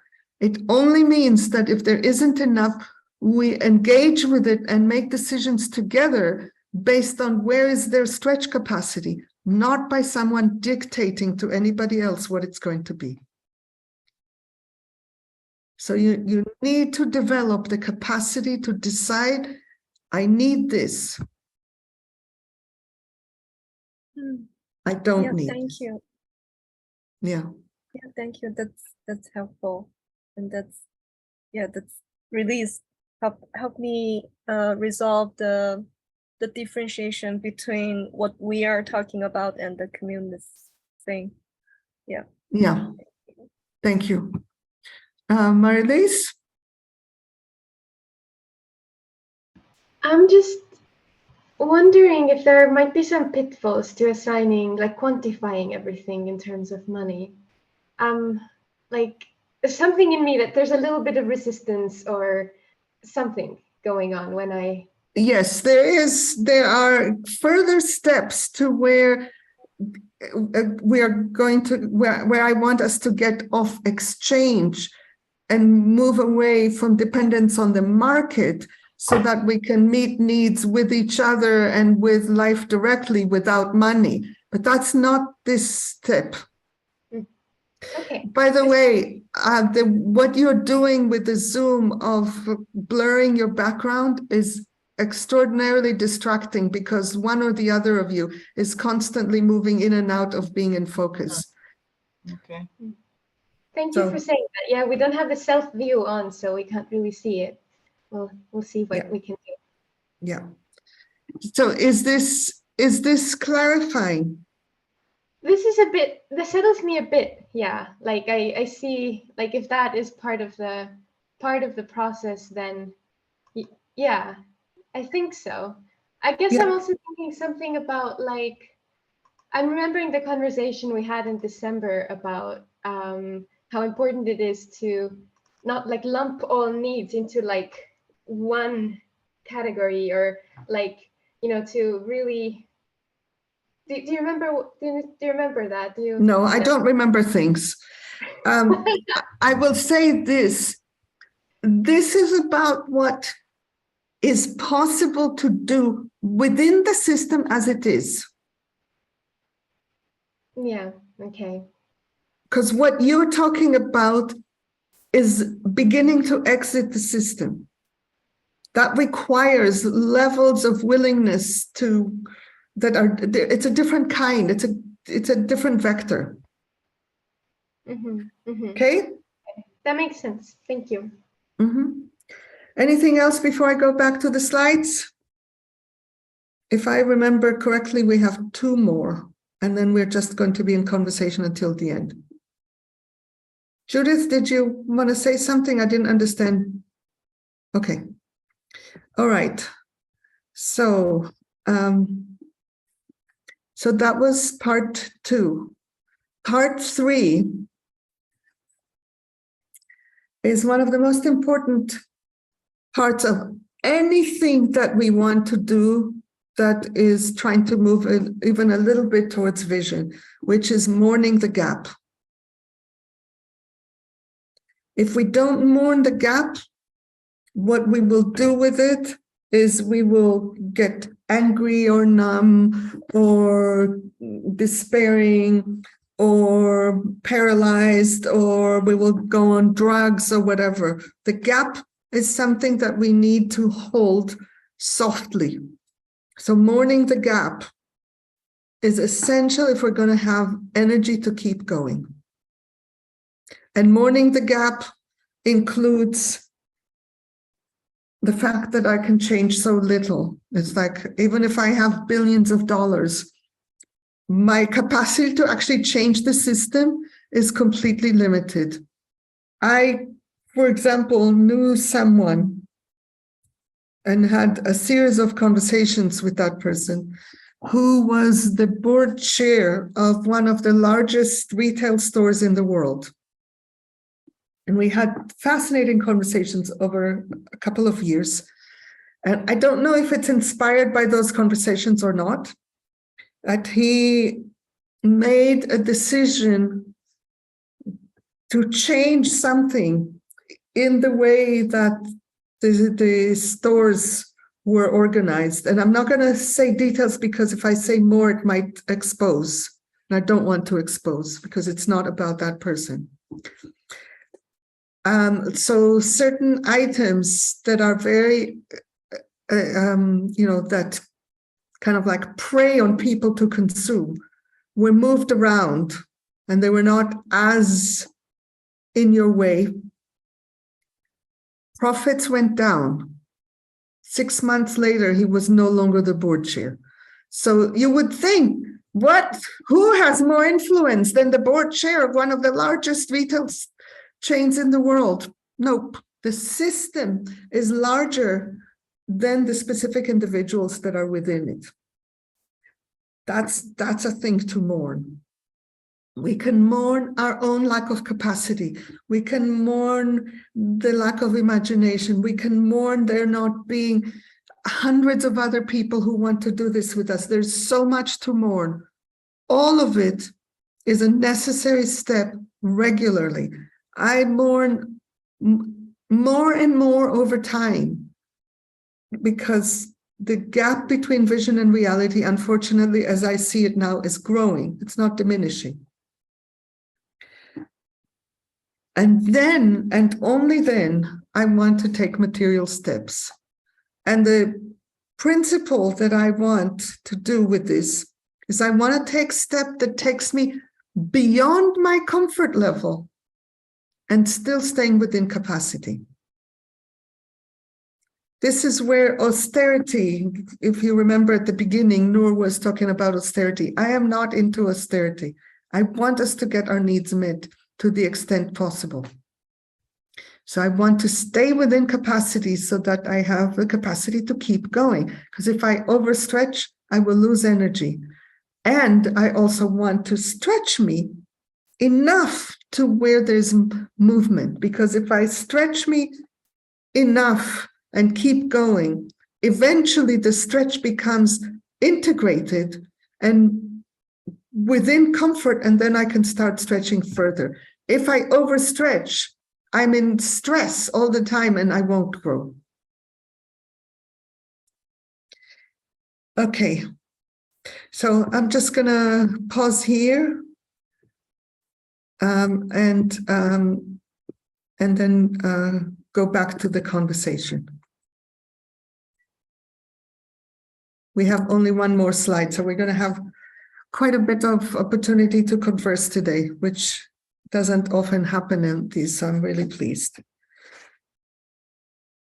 Mourning, stretching within capacity. How do you experience that as you hear about it? Does it settle? Yes, Judith. Well, Mickey, I've been thinking about many of these things for a while, and I'm just feeling grateful to have such clarity around the steps that I really need to take. And I think partly for me, it's learning to be honest with myself and ask what comforts I am willing to give up. And I know that I am, but I sort of stay fuzzy-headed around that. I don't focus as tightly as I could. And mourning, oh my God, mourning essential, so essential at so many levels in this culture, in our world, so many levels. So I'm feeling extremely grateful for the clarity which you often bring. And it's certainly giving me steps to really think about and talk with my children about, because I've been talking with them a little fuzzy. I'll be a little clearer next time. So, I'm delighted to hear that. Yeah, thank you so much. Paige? Thanks, Nikki. I was just thinking about the mourning part, and I've heard you talk about that so many times, and wondering, I seem for me to be stuck in that space that every time I go out, whether it's to run an errand or anywhere or so many different places, to see so much unmet need and people suffering in so many ways. I'm thinking it's very much stuck in that mourning space, and I'm not yet clear of how to shift into what comes after that. So wondering if you could speak. Yes. Are you crying? Sometimes, not much. That's the difference. Crying is nature's gift to us in terms of mourning. If you're just aware of the suffering and you're not releasing it, it's toxic within you. But releasing it, connecting with the mourning, is connecting with flow. On the other side of mourning, there's more energy. It may not be instantly, it may be the next morning. But I know you know. I can't imagine you don't know. the experience of having a big cry and then the next day you have so much more energy. That's what the morning is, not just noticing it. It's great that you're not tuning it out. I love it. Gives me a sense of companionship. And still, if you're holding it, it's not morning. Do you know what keeps you from actually morning? I think there's a huge fear of not coming through it, of getting stuck Yes. in that space. Yeah, I would say that stops many of us. Another one that often comes for people is other people won't be able to tolerate it. And mourning is a togetherness activity. It's not an alone activity. Within NGL, there are 2 people who offer mourning circles. You can create your own. Find people that you trust in your life, come together and share with each other the things that you're mourning and invite each other into actual feeling. And the first order of business is when it comes, don't stop it.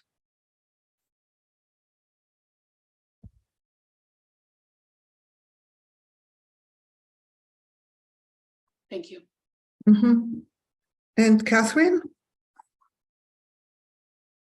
Yeah, just to kind of add on to that about the morning, and you were talking about crying, and I find that, you know, as I surrender more and more to my own mourning, what comes out of me is crying, but also wailing, you know, this. Mm-hmm. Yes. It just naturally, organically sort of totally comes up, and it's so cleansing. It's so necessary. The sound current, you know, that totally. Yeah, often when I do work with people, I think it happened maybe on, I can't remember anymore, on one of my calls where I basically asked somebody, make a sound. Literally make a sound. And sometimes when I work with people and they have a hard time making the sound, I will make it for them initially, just to get it going, because we have been so constrained. And let's not forget, we are females. We have not been constrained 1/100th of what happens in male training. Yeah. Thank you. Anything else? All right. I'll go to the last slide then. And then we could have more conversation. The last slide is the practical aspect of it. And here I want to remember the bit about where do I orient whatever I release. It came up earlier. This is a big, big, big question, because on some level, why do I get to decide where the money goes? So what if I have it? I have it because I accumulated it, or my ancestors accumulated it. Why does that give me a say about where it goes? And still, that is the way that it is. So I want to orient it when I give it to in the direction that will move most towards vision. So, you know, there was mention earlier that when I give it away, I lose my capacity to influence what happens. But while I give it away, I still have influence, and I can put it to leverage things that can even question and destabilize the system as a whole. There are all kinds of things that can be done. And the last thing is releasing that control. I mentioned earlier the idea of bringing people together to decide what to do with the money. This makes more sense the more money I have to give. Again, if I have billions, I would want many people to come together to decide so that the bouquet of needs that are being attended to is accurate. I didn't say this bit about charity or social change. I can give a lot of money and alleviate a lot of suffering and change nothing if the rules of how the system functions stay. This goes back to the example that Hanne brought. You know, if I had a lot of money, I could give it to her brother. And her brother would get better treatment. Obviously, in the story that we didn't hear the fullness of, there's different access depending on what kind of health insurance you have. I never heard of that before. So we could do that, and that would mean nothing except to the individuals involved in the story of Hanne's brother. Or I could give it to a group that is going to do some work to change the healthcare system in the US. Those are two very different ways of giving money. One is charity and one is social change. Charity will not change anything. So in terms of releasing control, there are two bits. One is, again, this, which is pathways of how do we create collective wisdom about where the money goes. And the last bit is recommoning, which has to do with a deeper transformation of undoing the move of private property. It's a very difficult one because it's now enshrined in law. I don't know if there's any country in the world that doesn't uphold private property.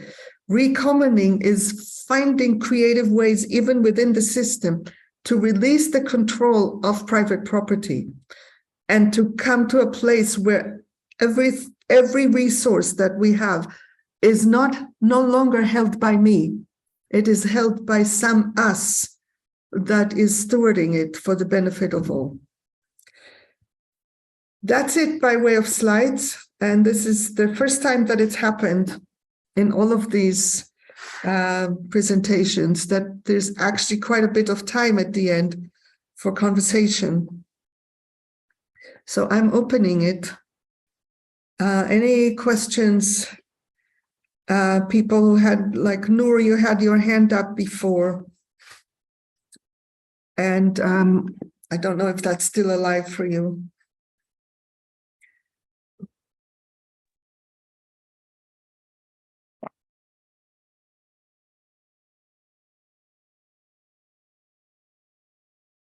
So,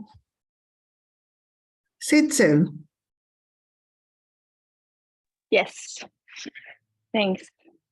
Oh, I have to agree with myself what I want to ask, because there's so many different aspects that's present with me at the moment. But I'm just gonna go with what just were so like it really was like a rush in my body. This this example you're making with charity and social change.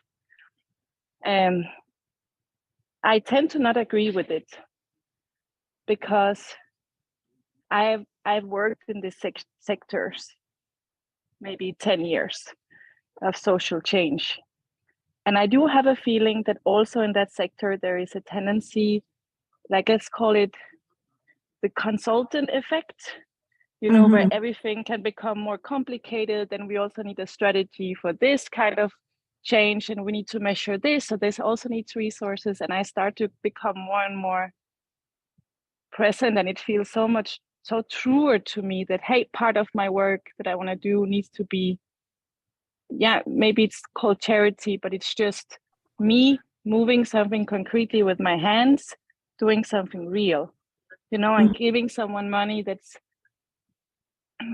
that I know who it is and what it's for now today, and not part of the vision of my NGO or where we are going together. That is part of a solution that I feel like is exactly part of what you are saying all together in what you are saying as well. So I just wanted to, it was left for me a little bit like, oh, that doesn't feel completely right. And maybe you also don't think that. When I say social change, I'm not saying NGOs. The fact that the word social change is equated with NGOs is part of what you're pointing to, I think.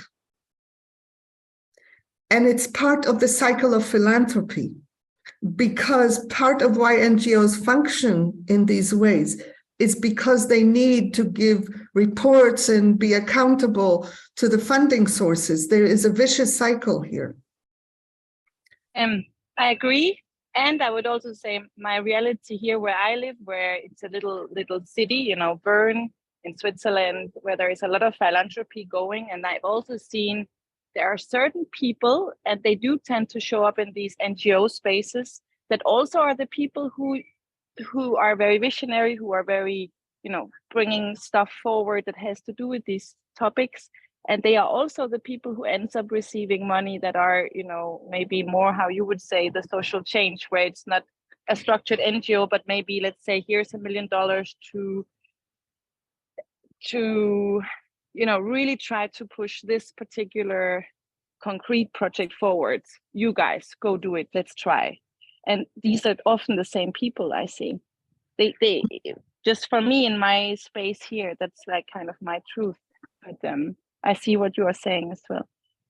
Yeah, I personally, at this point, don't see a good pathway to creating real change that comes from existing organizations. I agree. So I can't solve the problem you're raising. I just see it and hold it with you. Thank you. And I think this leads me to the last thing I wanted to just say. And there was like another point from far behind, and that is what I really appreciate about your way of going, talking, and bringing everything is that you are not kind of trying to make this into a, that there is this dilemma that will always be there. There is not just the right answer. It depends on who you are. It depends on what your capacity is.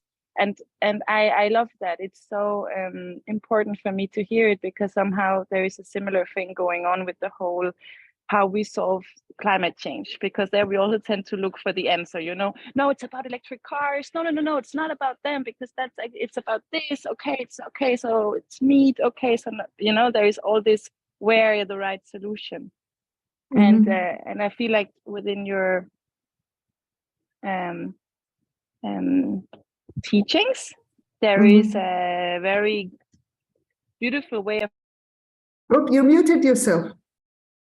Oops. There is a very beautiful way of. Maybe I'm speaking too much. Okay. There is a very beautiful way of being sensitive to the complexity, and to not simplifying things which cannot be simplified. Yeah, I am often accused of not being simple enough. So it's very comforting that somebody is actually appreciating the complexity. Yay. I also want to say this thing, that actually my mother said. I have like a short list of things that she said to me at different times that have stayed with me as sources of wisdom.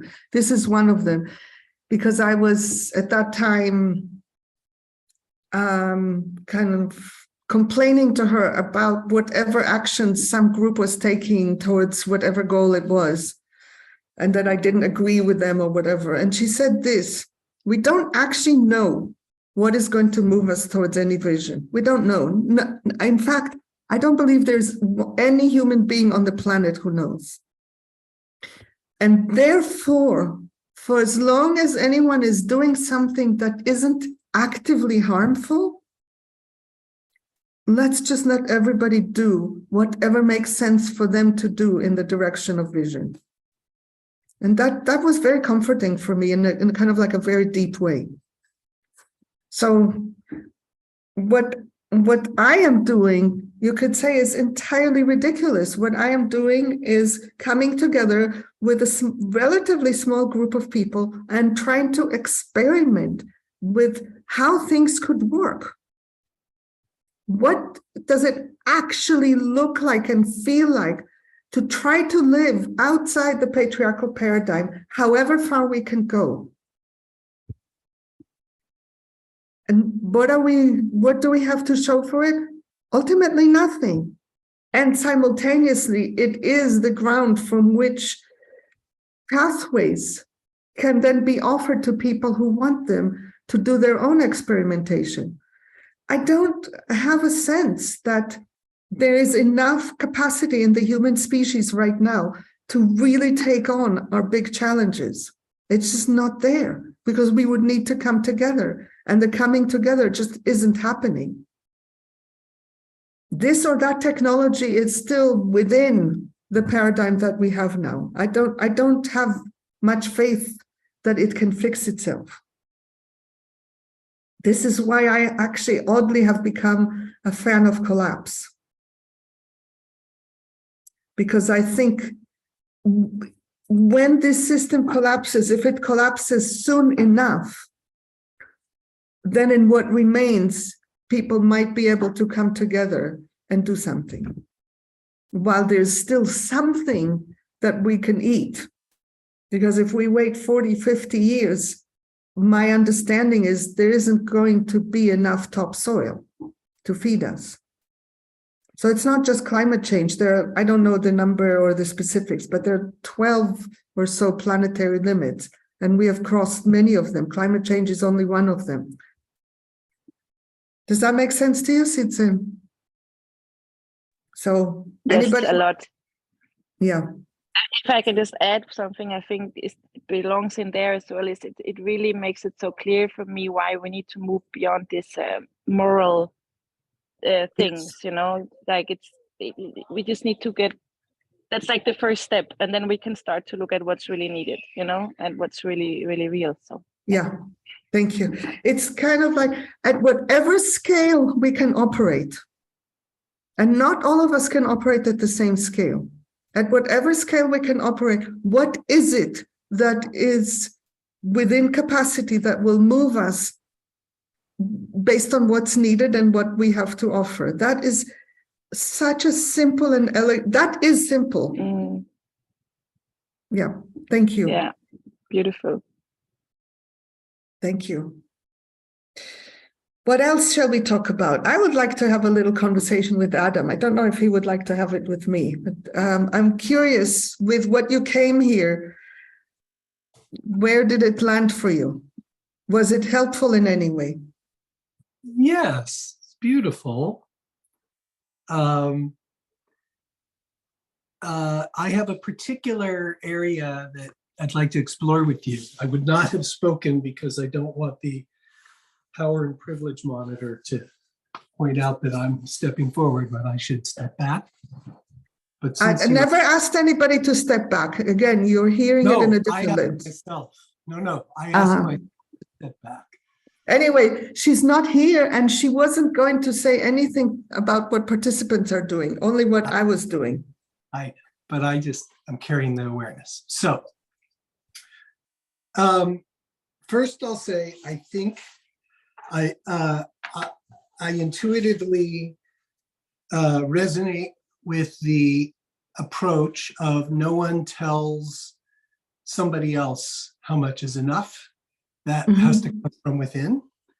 And because I am actually in a group of people who are doing something pretty similar to the model that you have outlined, and it's still in process, it's a bunch of wealthy people who will come up with a number of how much is enough financially that you would fall out of your chair.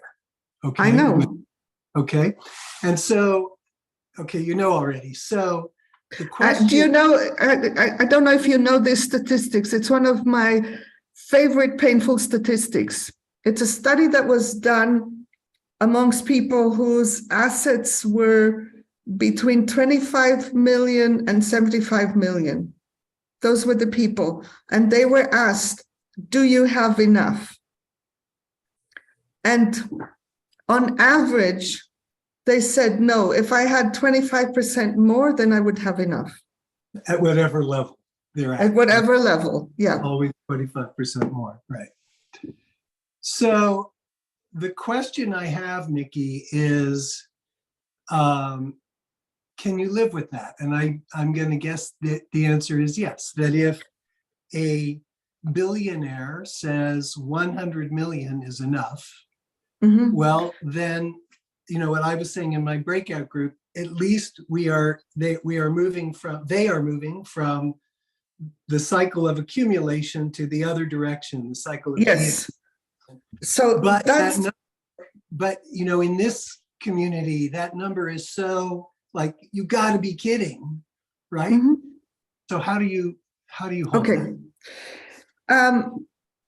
First of all, I think there's a huge difference between coming up with a number and saying that's enough, and coming up with a number that is based on actually saying, these are my needs, and this is why I need this. If I just throw out a number, on what basis are we going to come together?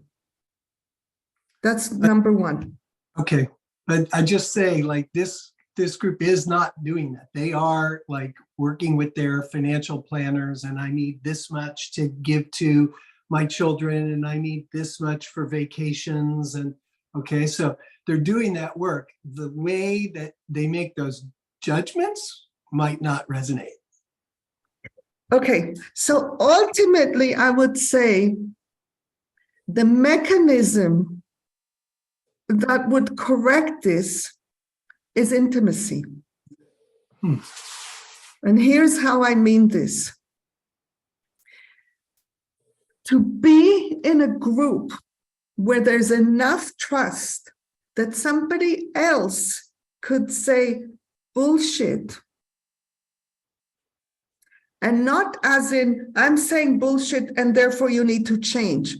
I'm saying bullshit to give you information about what else is in the field. And where through connecting, we will come up with something together, because in the model that you're describing, it still prioritizes individual autonomy. I say 100 million is enough, and I will give away the rest, but I'm still making that decision completely as an individual, not within a context of relationships that we are holding together. Our wisdom is limited when we function as individuals. Our capacity to use resources well is limited when we function as individuals, especially when we function as frightened individuals. We are now using way many more resources faster than ever. It's the waste, the level of waste. Just think about it systemically. If that was giving us like well-being, that would be different, but it doesn't actually do it. So I would want to imagine that within that group, there's actual relationship in which people can give each other feedback. If they're working together over time, I would want them to have the courage to do that, and the courage to hear it, and the courage to grapple with it, while knowing that no one will impose anything on them except truth. How's that? Yeah, I think there is some of that energy, and this feels on the border between working within the existing system and replacing the existing system, because Absolutely. because everybody comes in with like, it's my money and I Yes. get to decide, right? Yeah. And so this is like on the edge of, Yes, totally, totally. Yeah. Thank you. And thank you. And the last thing I wanted to say, Mickey, is that I did post this invitation to this meeting in my group of, my groups. And I think I'm the only one here, which is a source of some mourning for me. Yeah. And we talked about the possibility of bringing me to your group to do a shorter version of this. And we can connect offline to see if you think that that has value. Yeah. Okay. Natalie and Noor, and then I want to move a bit towards closing soon. Yes. I think what Adam was saying was really intriguing around this cycle of accumulation. And I'm also wondering, like a billionaire who's got 20 billion and gives one away, even when they look at their assets, are they really shifting the cycle of accumulation? So yes, it may be reinserting into flow these, like this 1 billion, but they may in their back mind say, okay, well, I can even make that up in 10 years, right? So is it truly a shift in values, right? Are they doing this with, like you talked about Walmart, are they doing this in collaboration with the Walmart employee? Are they now changing how scales are being set up? Are systems within how they were able to get rich changing? Or is choice in there? Are they increase the capacity for folks to make decisions together? So I'm wondering, so I'm still thinking, like, is really the cycle being reversed, even if it does seem like a big amount of wealth re-entering the economy? I think that I want to say two things. One is something usually is better than nothing. I don't believe that having 20 billion and giving away 1 billion actually stretches people outside comfort zone. I think having 20 billion and staying at 100 million, that strikes me like it might. So it's not like I know this is where the line is.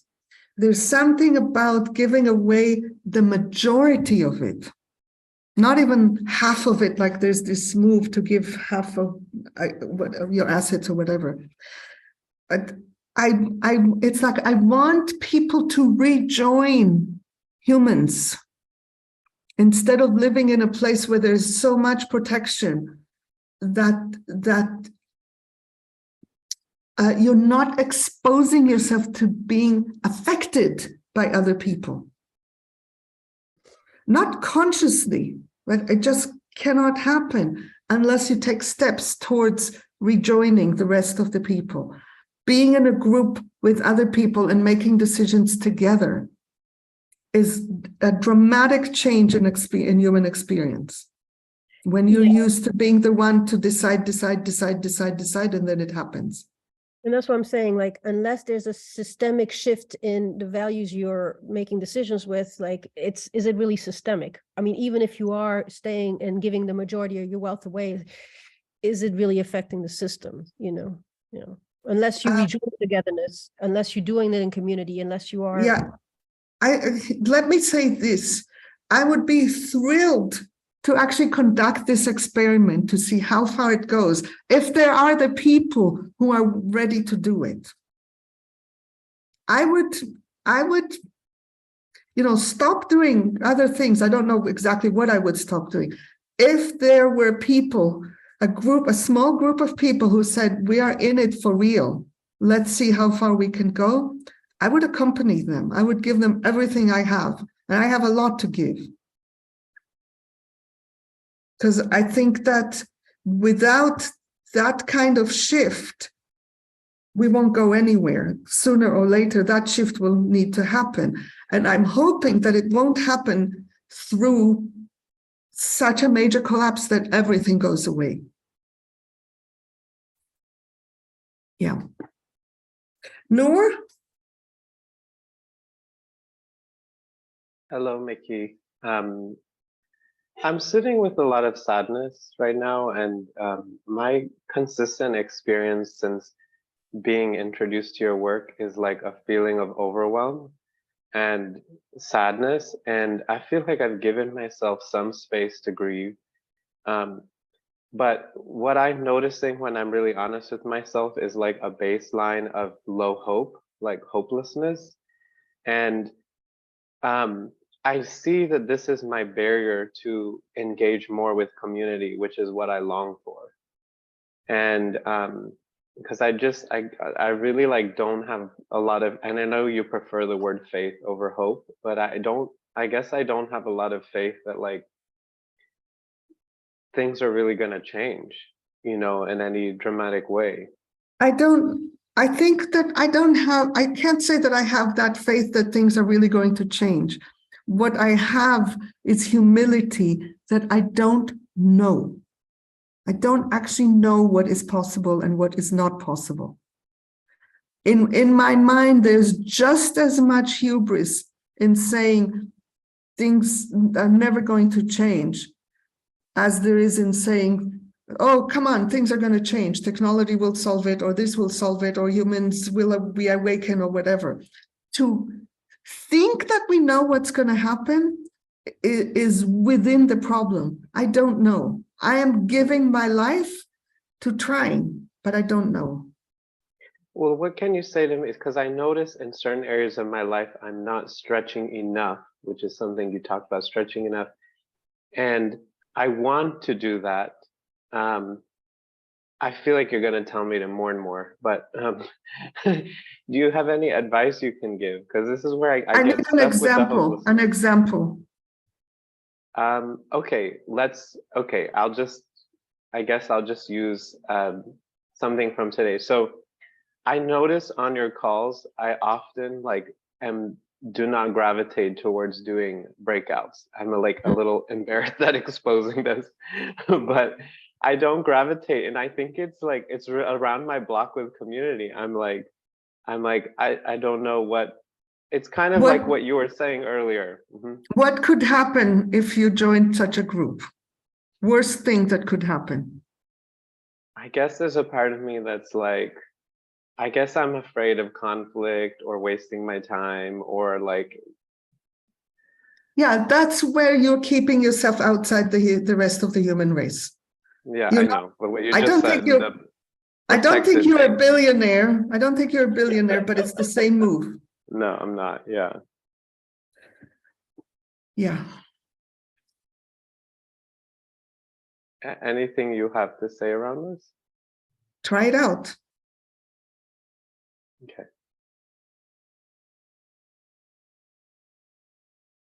I don't know what the issue is, and really examining it is not something that would happen now. Got it. Yeah. Got it. Okay. All right. Well, thank you.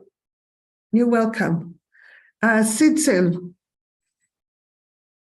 And then I really want to move towards closing. Okay. So I just have an important question because I'm wondering about how I can really step into these. How I can step into this flow for real. And I am knowing myself to be a person who has completely been trained to not be taken care of by anyone. Like I take care of myself. Mm-hmm. So if I'm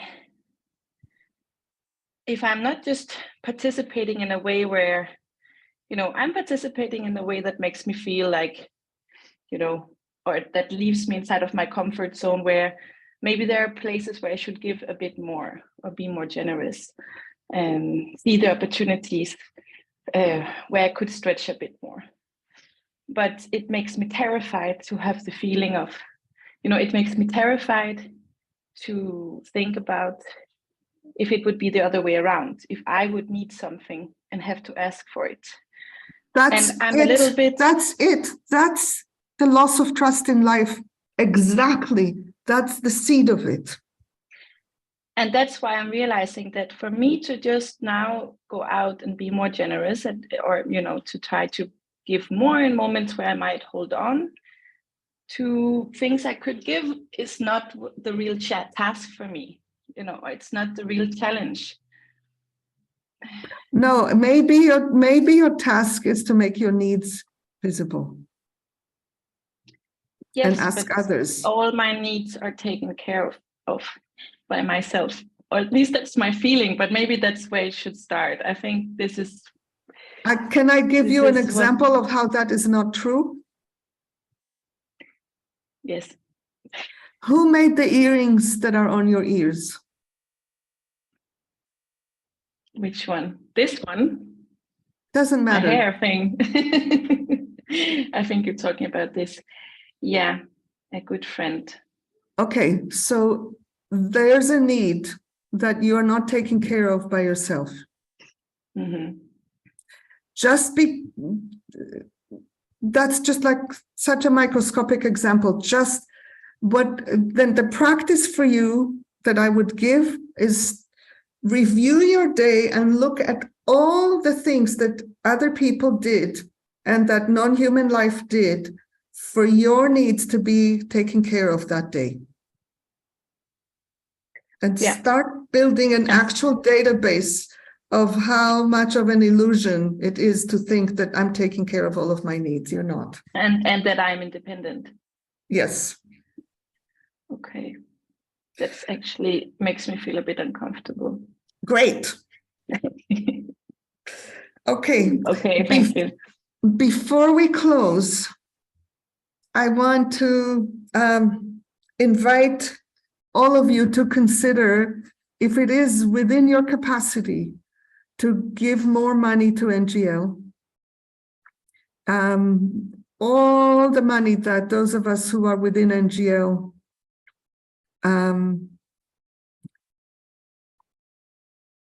use for our sustainability comes from money freely given. There's no other source of money that exists. So if any of you have that capacity and that willingness, please give us more. There are now about 30-something of us that depend on this money for all or part of our sustainability. It's not a small thing. And it is surprising to me that these events where they are offered on a gift basis, and that is accurate, there's no expectation. And when I look at the totality, that on average, each one of them generates $1,000 from gifts, when there are always more than 100 people who register.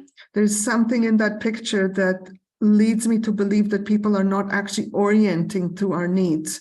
They're thinking of it as a nice thing they're doing to give. I don't know if that is the case. I'm very curious to understand it. But the picture doesn't add up for me, doesn't make full sense. So I wanted to make that request for anyone who has that capacity and is willing to give more, to do so. And there will be a link that will come to you when you get the follow-up. You'll get the slides, a copy of the slides, when you in a few days, and also a link to a whole article that I wrote about philanthropy that was posted in the last couple of weeks. And now I just want to hear from a couple of people, especially people who have not yet spoken. What's something that is staying with you from what we did here today? Brief, so we can hear from a few. It's going to take us a couple of minutes past the official time.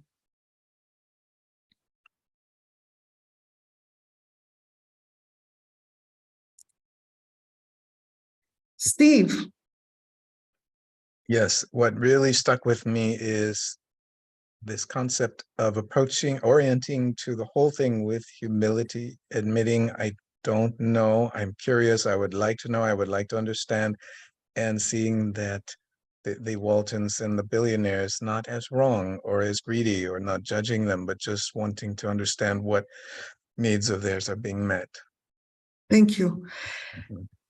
That's easier for me to understand. It's what I want to understand, and I don't know is what is the story they're telling themselves? I can name needs fairly easily, but what is the narrative that people live in is what really takes me into their shoes. Thank you. Beatrice. iPhone. Yes, sorry. The stuff about to lost the idea of universality of needs, to go on individual needs defined in myself. Thank you. Paula. Yes, hello everyone. Well, I'm taking with me once again the gap between the real life and the vision, and how important it is to mourn, and really to mourn a lot, and to cry and let the tears flow. Thank you very much.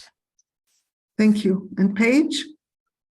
Mickey, I just need to know where you want me to upload or send the recording when it's ready. Did you record to the cloud? Yes. Then you don't need to do anything. It takes care of itself. It'll be on, but I need to get it to you though. If you press the record to the cloud, I did. It's not on your computer. You don't need to do anything about it. Okay. If you discover it on your computer, then you press something else and then contact me and I'll tell you what to do. All right. Thank you so much, everyone. May life give you opportunities to look at things deeply and make choices from within.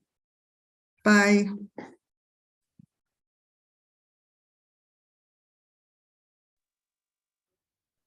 Bye, Mickey. Thank you. Bye-bye.